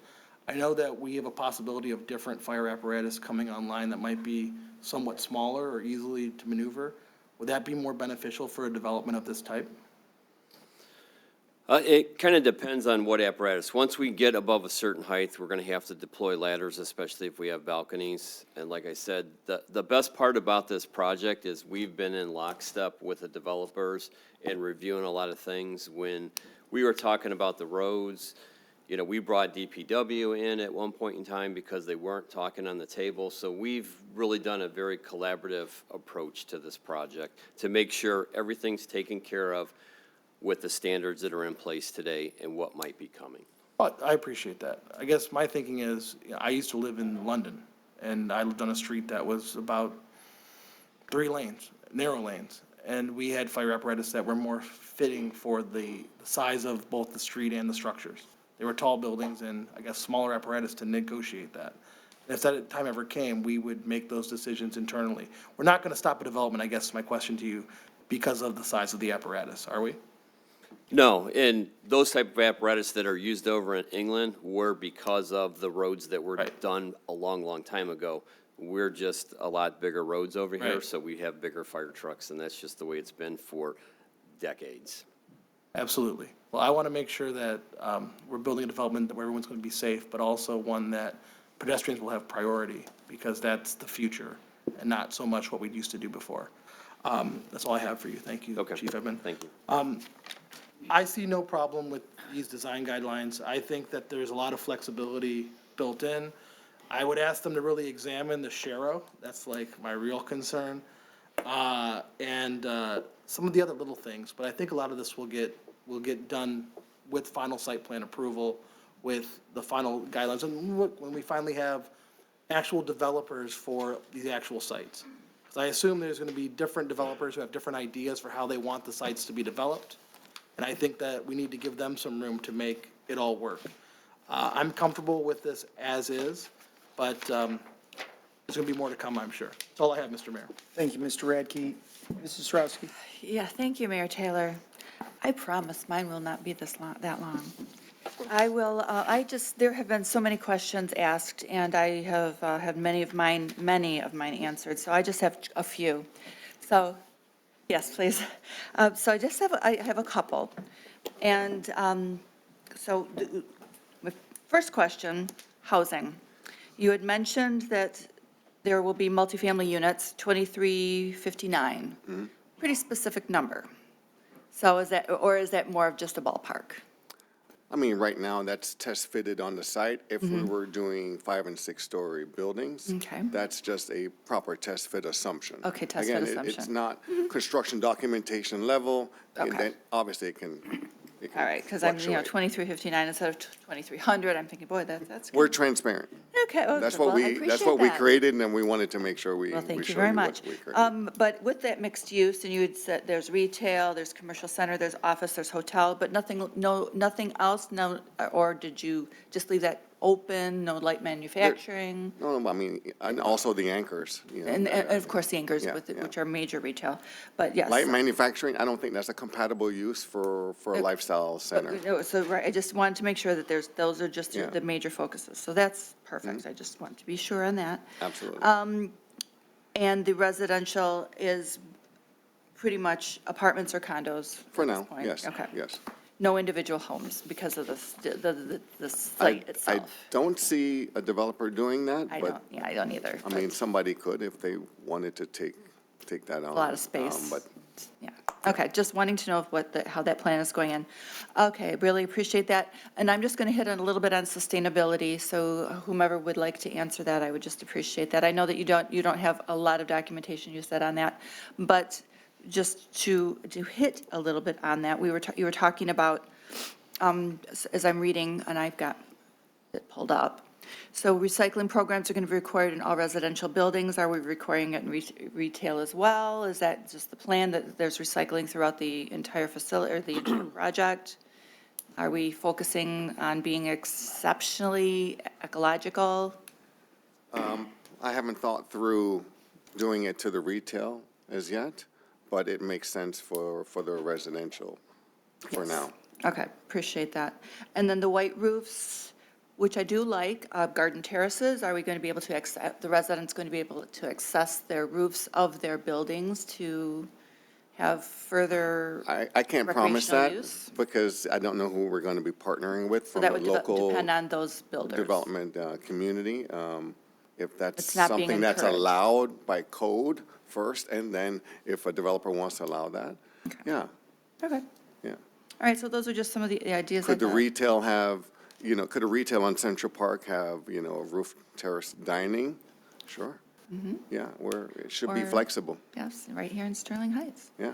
Well, appreciate it. So, yeah, I didn't want to belabor, we're getting late on our time. And a lot of my questions have been answered, so thank you so much. ma'am. I do really, I'm very excited about this. I've lived here in Sterling Heights. You could sit now. Yeah, you've been up and down enough.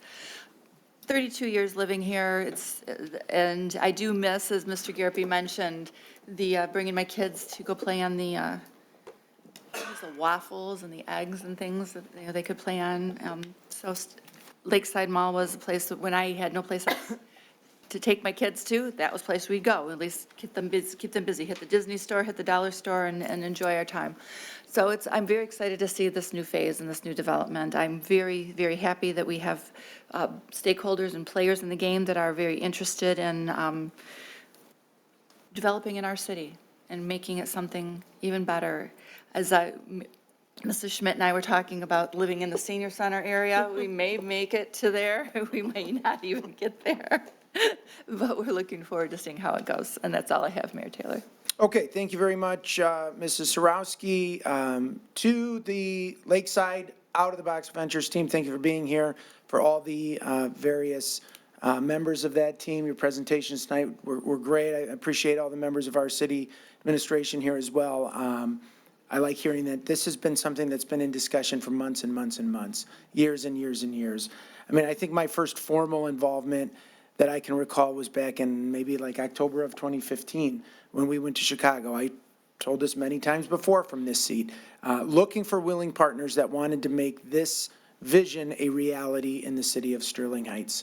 And I'm so encouraged that we found that. We found it, that we have people that have put an incredible amount of money, invested tens of millions of dollars into this project already, committing tens and hundreds of millions of dollars more to the city of Sterling Heights to develop something that's never been done in Macomb County, that's never been seen in a city like Sterling Heights, really throughout the state of Michigan. And so I'm incredibly excited about this.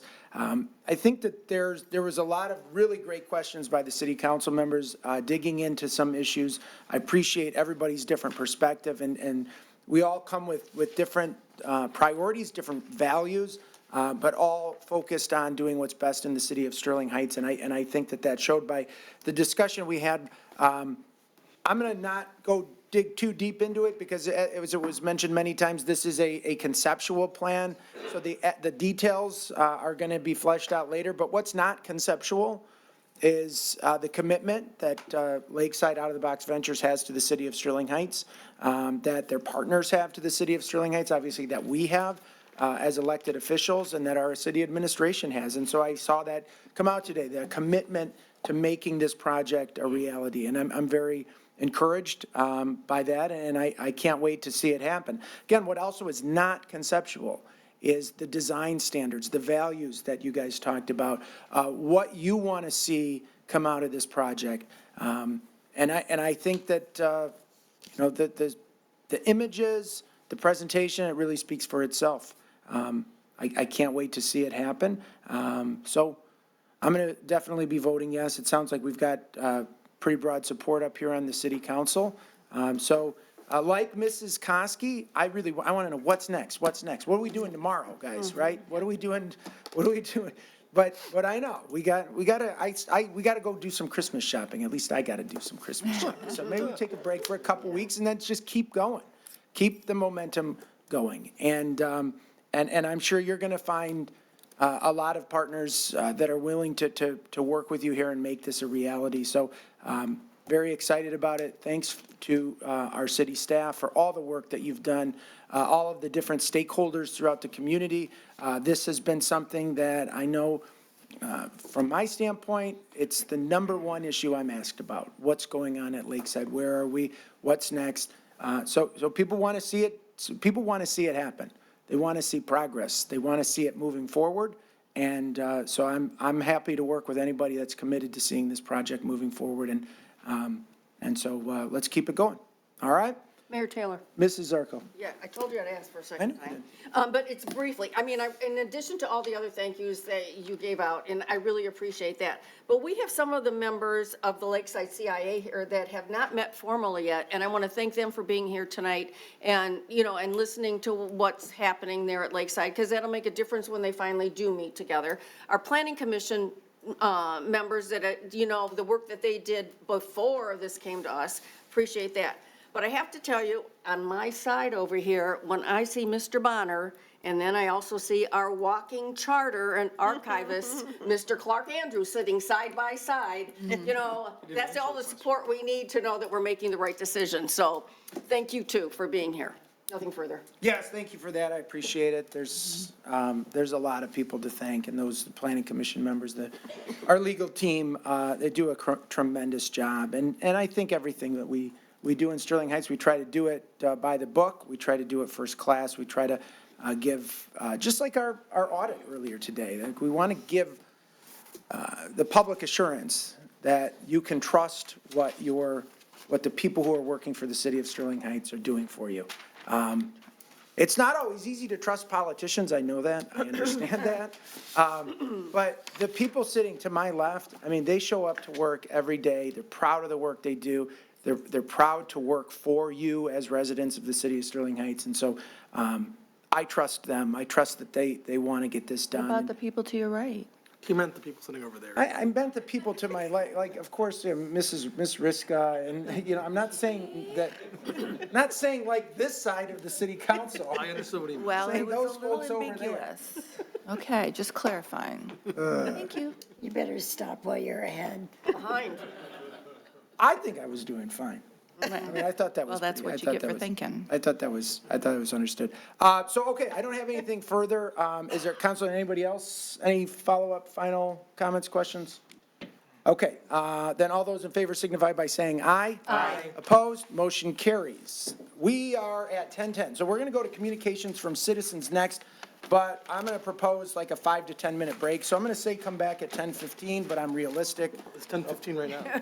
No, I got 10:10. 10:10. So I'll say we come back at, don't ignore that clock. Okay, we'll come back at 10:15 to 10:20.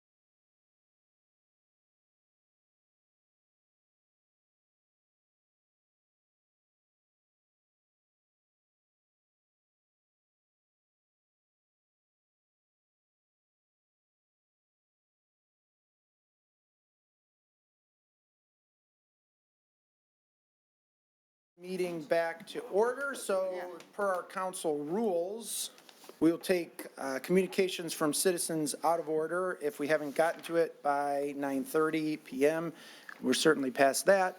So I'll open it up for communications from citizens. Would either of you like to speak? Mrs. Nyas?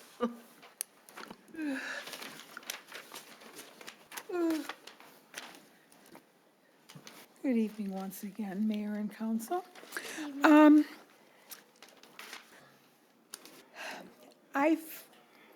I know I had contacted Mr. Vanderpool and Council via email last winter about the excessive use of salt on the roads and the fact that we're on a freshwater watershed. And the light dusting of snow that we had last week with the high winds and the amount of salt that went down on the roads, on the priority 1 and priority 2 roads. Now, the roads that were not treated, priority 3, there was not a damp spot, not a bit of snow, but yet we had so much salt laid down on Purnell specifically that I can speak to, that not only was the street salted, but the right-of-way was salted, the driveway approaches were salted, and the sidewalk, which really annoys me because I can see all that salt going into our river and then into Lake St. Clair and the rest of the Great Lakes. So I'm thinking, okay, what are we going to do about it? And I just happened to pick up my winter magazine today because I had a few minutes. I was going to read it. I got to page 6. Tips for winter salt practices for water quality improvement. And basically it's telling you to reduce the salt use, and I would really like to see that happen on the roads as well. There really was no reason for that heavy dose of salt. And if you wanted to put salt down, just go one pass down the middle of the road. It wasn't necessary to go back and forth, and until we got salt all the way up past the sidewalk. And our lawns are abused enough. We're having, droughts and whatever have you. They really don't need the salt as well. Thank you. All right, thank you, Ms. Nyas. Okay, close that portion and move on to the next item on our agenda, which is an ordinance introduction, and this is to consider introduction of an ordinance amending Chapter 2, Article 5 of the City Code for the purpose of implementing changes in the benefits paid to eligible personnel of the 41A Judicial District Court. Presentation from our City Manager, Mark Vanderpool. Mr. Vanderpool. Thank you, Mayor. I'll be very brief with this because you and the council and residents have heard me talk about the CBAs this year, and so this is very consistent. Let me just touch on the highlights quickly. The court ordinance employees, while they're not under a collective bargaining agreement, we have treated them similar to other employees represented by collective bargaining agreements in the past. So we're simply making some adjustments to them for internal equity purposes, and I'll highlight those just briefly. First, as you know, we are self-insured for medical coverage. We want to make sure that we have a healthy workforce. We have our own health center right here in City Hall that's staffed by a doctor and nurse and other support staff. And we are providing an incentive to the court employees to participate in an annual health assessment at our health center. And in turn for doing so, the incentive is $750 per member and $500 for the member's spouse to undergo a thorough annual physical and health risk assessment. So again, creating an incentive to make sure that employees are as healthy as possible. That's consistent with what we've done across the organization now. Secondly, we are increasing our defined contribution amounts for employees. These are individuals that are not represented by a traditional pension. The traditional pensions now are only reserved for police and firefighters. The rest of the general employees get what's called equivalent to a 401K in the private sector. The amount that the city contributes has been low competitively, or comparatively speaking, I should say.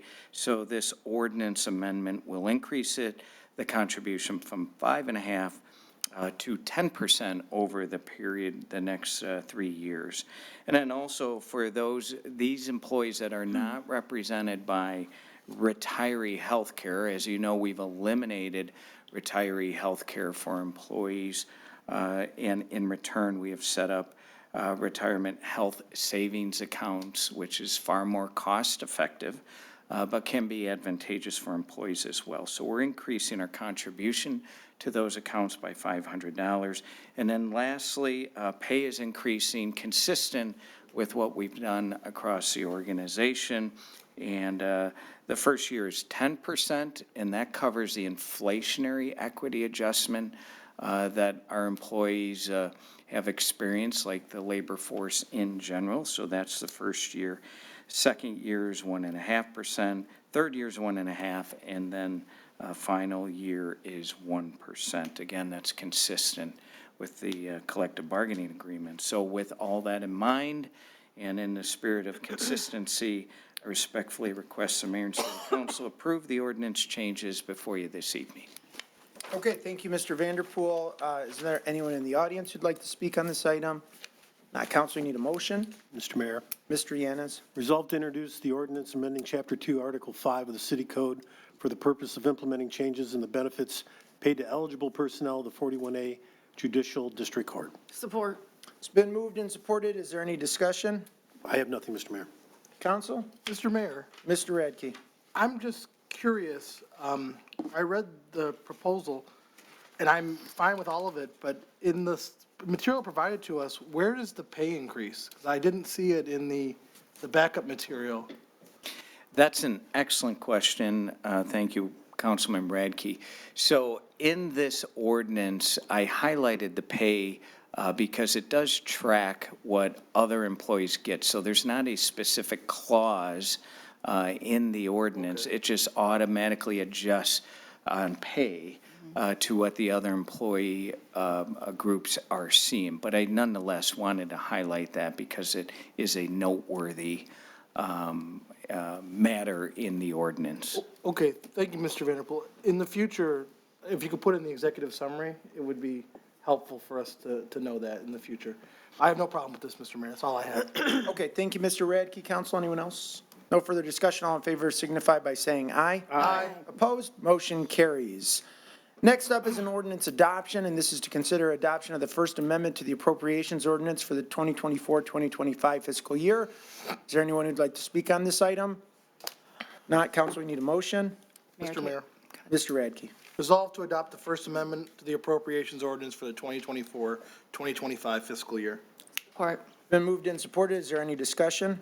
I think this has been explained to us. I have no problems with it, Mr. Mayor. No discussion. All in favor signify by saying aye. Aye. Opposed? Motion carries. All right, next up is the consent agenda. Is there anyone who'd like to speak on any item on tonight's consent agenda? If not, council, we need a motion. Mr. Mayor, Mrs. Koski. move to approve the consent agenda as presented. Support. It's been moved and supported with no discussion. All in favor signify by saying aye. Aye. Opposed? Motion carries. Next up is reports from our city manager. Any report tonight, Mr. Vanderpool? Mayor, just quickly to Ms. Nayaz, we'll gladly take a look at Purnell. That is a higher priority street because it's a school route, so it does get salted. But nevertheless, I will review with DPW, and to the extent we can cut that back some and certainly not be spraying the sidewalk and the right-of-way. What that tells me is the trucks might be traveling a little too quick down the road. So we'll take a look at that, and if we can reduce it some, I think that would be a wise thing to do. All right, Dale's got a project. Dale's got a project. Mr. Koszybski. Nothing tonight, Mayor. Council, any reports, new business? Mayor Taylor? Mrs. Schmidt. Thank you. I just want to wish everyone a very Merry Christmas and a happy and healthy New Year. And please be safe out there. If you are indulging in the cheer, I suggest that you get an Uber designated driver or stay where you're at. just stay safe and keep everybody else safe. And that's it, Mayor. Okay, thank you, Mrs. Schmidt. Mr. Mayor? Mr. Yanes. Yeah, thank you. Before I wish everyone a Merry Christmas, I do have one item of business. On December 3rd, we got an email from Megan Ahern in regards to her strategic planning agenda. Item 2 is public safety management. There are 4 items listed. I'd like to add a 5th item of manpower without objection. Any objection? Hearing none. Mr. Mayor, I Mr. guess, Radke. what are we discussing about manpower? I guess I'm curious to understand what we're doing. Mr. Yanes. Yeah, so there is a study that we have yet to receive, but we will be receiving, I'm assuming, relatively soon. Like, I guess through the chair to Mr. Vanderpool, when will we be receiving the fire department study? Mr. Vanderpool. Thank you, Mayor. Councilman Yanes, I think you're referring to the community risk assessment that was recently completed. So that will be distributed with your material for strategic planning, since that is on the agenda. And you're correct. In there, they do outline some recommendations for potential manpower increases and reallocations and so on. So be happy to talk about that. Yeah, so if we could just add that, I'd appreciate that. We're going to talk about, it's going to be in the study anyways. It's already part of it. Does it need to be added? No, it's not on the agenda. We want to put it on the agenda to make sure it's discussed. Mr. Vanderpool, any thoughts on that? Mayor, I don't see a problem with it. I think it fits with the items we're talking about. We are, as you well know, making some manpower additions to the fire department, so we're happy to talk about that and how it relates to the community risk assessment as well. Yeah, I just to answer Mr. Radke's question, I mean, what the things that we're talking about, quick response vehicles, priority medical dispatch, mobile integrated health and community risk reduction is all meant to attempt to have fewer runs, and also with the quick response vehicles, maybe have less wear and tear on our equipment because they're lighter and so forth. But certainly manpower is a huge part of that. Maybe there's a reduction of manpower, who knows? I don't think so. But I think manpower goes along with this discussion. So, I mean, yes. I don't have any objection. Council? Okay, so hearing no objection. And just to be, I'm sorry, just to be clear, my understanding is the firefighters union has a copy of the study. Why don't we? Mr. Vanderpool. I'm happy to send you a copy of the study on Thursday. It's not a problem at all. We try to send things out in an organized fashion. It is related to strategic planning, so we're planning on sending that out. You'll see it in a few weeks, but if you want it sooner, gladly to do it. Yeah, it's just that, look, I mean, you can wait till the first week in January if you want to. I mean, you know, we're going to be off now. We're done until the first week of January. I don't know, maybe some good reading material, but I mean, if it's there, it's available, let's take a look at it, and that's all. Okay. That's all I have. Sorry. So, and then I just want to wish everybody a Merry Christmas, Happy New Year. Thank you, Mr. Yanes. Mrs. Sarowski. Thank you, Mayor Taylor. I also, get in line, wanted to wish everyone a very Merry Christmas, Happy New Year, Happy Holidays, however you celebrate. And just wanted to say thank you all for all the, on behalf of my husband, because he did mention tonight that he is going to be moving to the Shelby Township Court. It's still part of 41A, those of you that don't know that. Get away from us. He's leaving the Sterling Heights court, but going over to the Shelby Township branch of the 41A District Court. And so I wanted to thank you on behalf of my husband for the wonderful treatment that he has had over the years. We're still living here in Sterling Heights, but he is going to be working out of that branch for the foreseeable future. And I do want to thank everyone for all that we have had here. He is still living with me. It's just, he's moving there. Just to be clear, just being very clear, transparent. But again, thank you all for all the wonderful treatment and good things that we've had, and we look forward to, he looks forward to having a new venture. So thank you all. And that's all I have, Mayor. Okay, thank you very much, Mayor Pro Tem Sarowski. Anybody else? Mrs. Koski? I also would like to wish everyone a very Merry Christmas and a happy, healthy, prosperous New Year, and please be safe out there. Thank you, Mrs. Koski. Mrs. Zarko? Thank you, Mayor Taylor. I too want to wish everybody, first of all, a Merry Christmas, because that's what I celebrate in my home. I always say this, but I know that I was told that there are 100 and some different holidays between Thanksgiving and January 15th. I could only find 27. So whatever you're celebrating, I hope it's happy and safe. And the other thing is just slow down. This is the time of year because when everybody's in a hurry, things happen. So just slow down a little bit. You'll get where you're at. Even if you're late, better to be late than hurt. Well, nothing further. Merry Christmas. Okay, thank you, Mrs. Zarko. Mr. Radke? Thank you, Mr. Mayor. Like my colleagues, I will wish everyone at home a Merry Christmas, a Happy New Year, and Happy Holidays. It's so wonderful to come up to City Hall during the holidays because of the lights that are surrounding. It's beautiful, and I really do appreciate that. And I also wanted to give a shout out and thanks to the city for Sterling Christmas and how wonderful that is. It's like a hidden gem. So if you haven't been out for Sterling Christmas, we welcome Santa Claus at Sterling Heights. I urge you to come next year. There are so many activities around it. This year they had ice sculpture carving. It really is, I think, one of the best things that we do all year. So I wanted to thank city administration for that. I have one final point.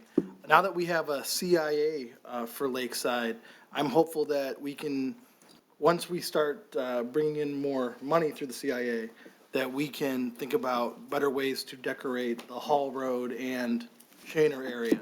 Because I drove to Eddie V's in Troy, and driving down 16 Mile through their business district, there's lots of lights, it's very nice, and I would love to see more of that in Sterling Heights.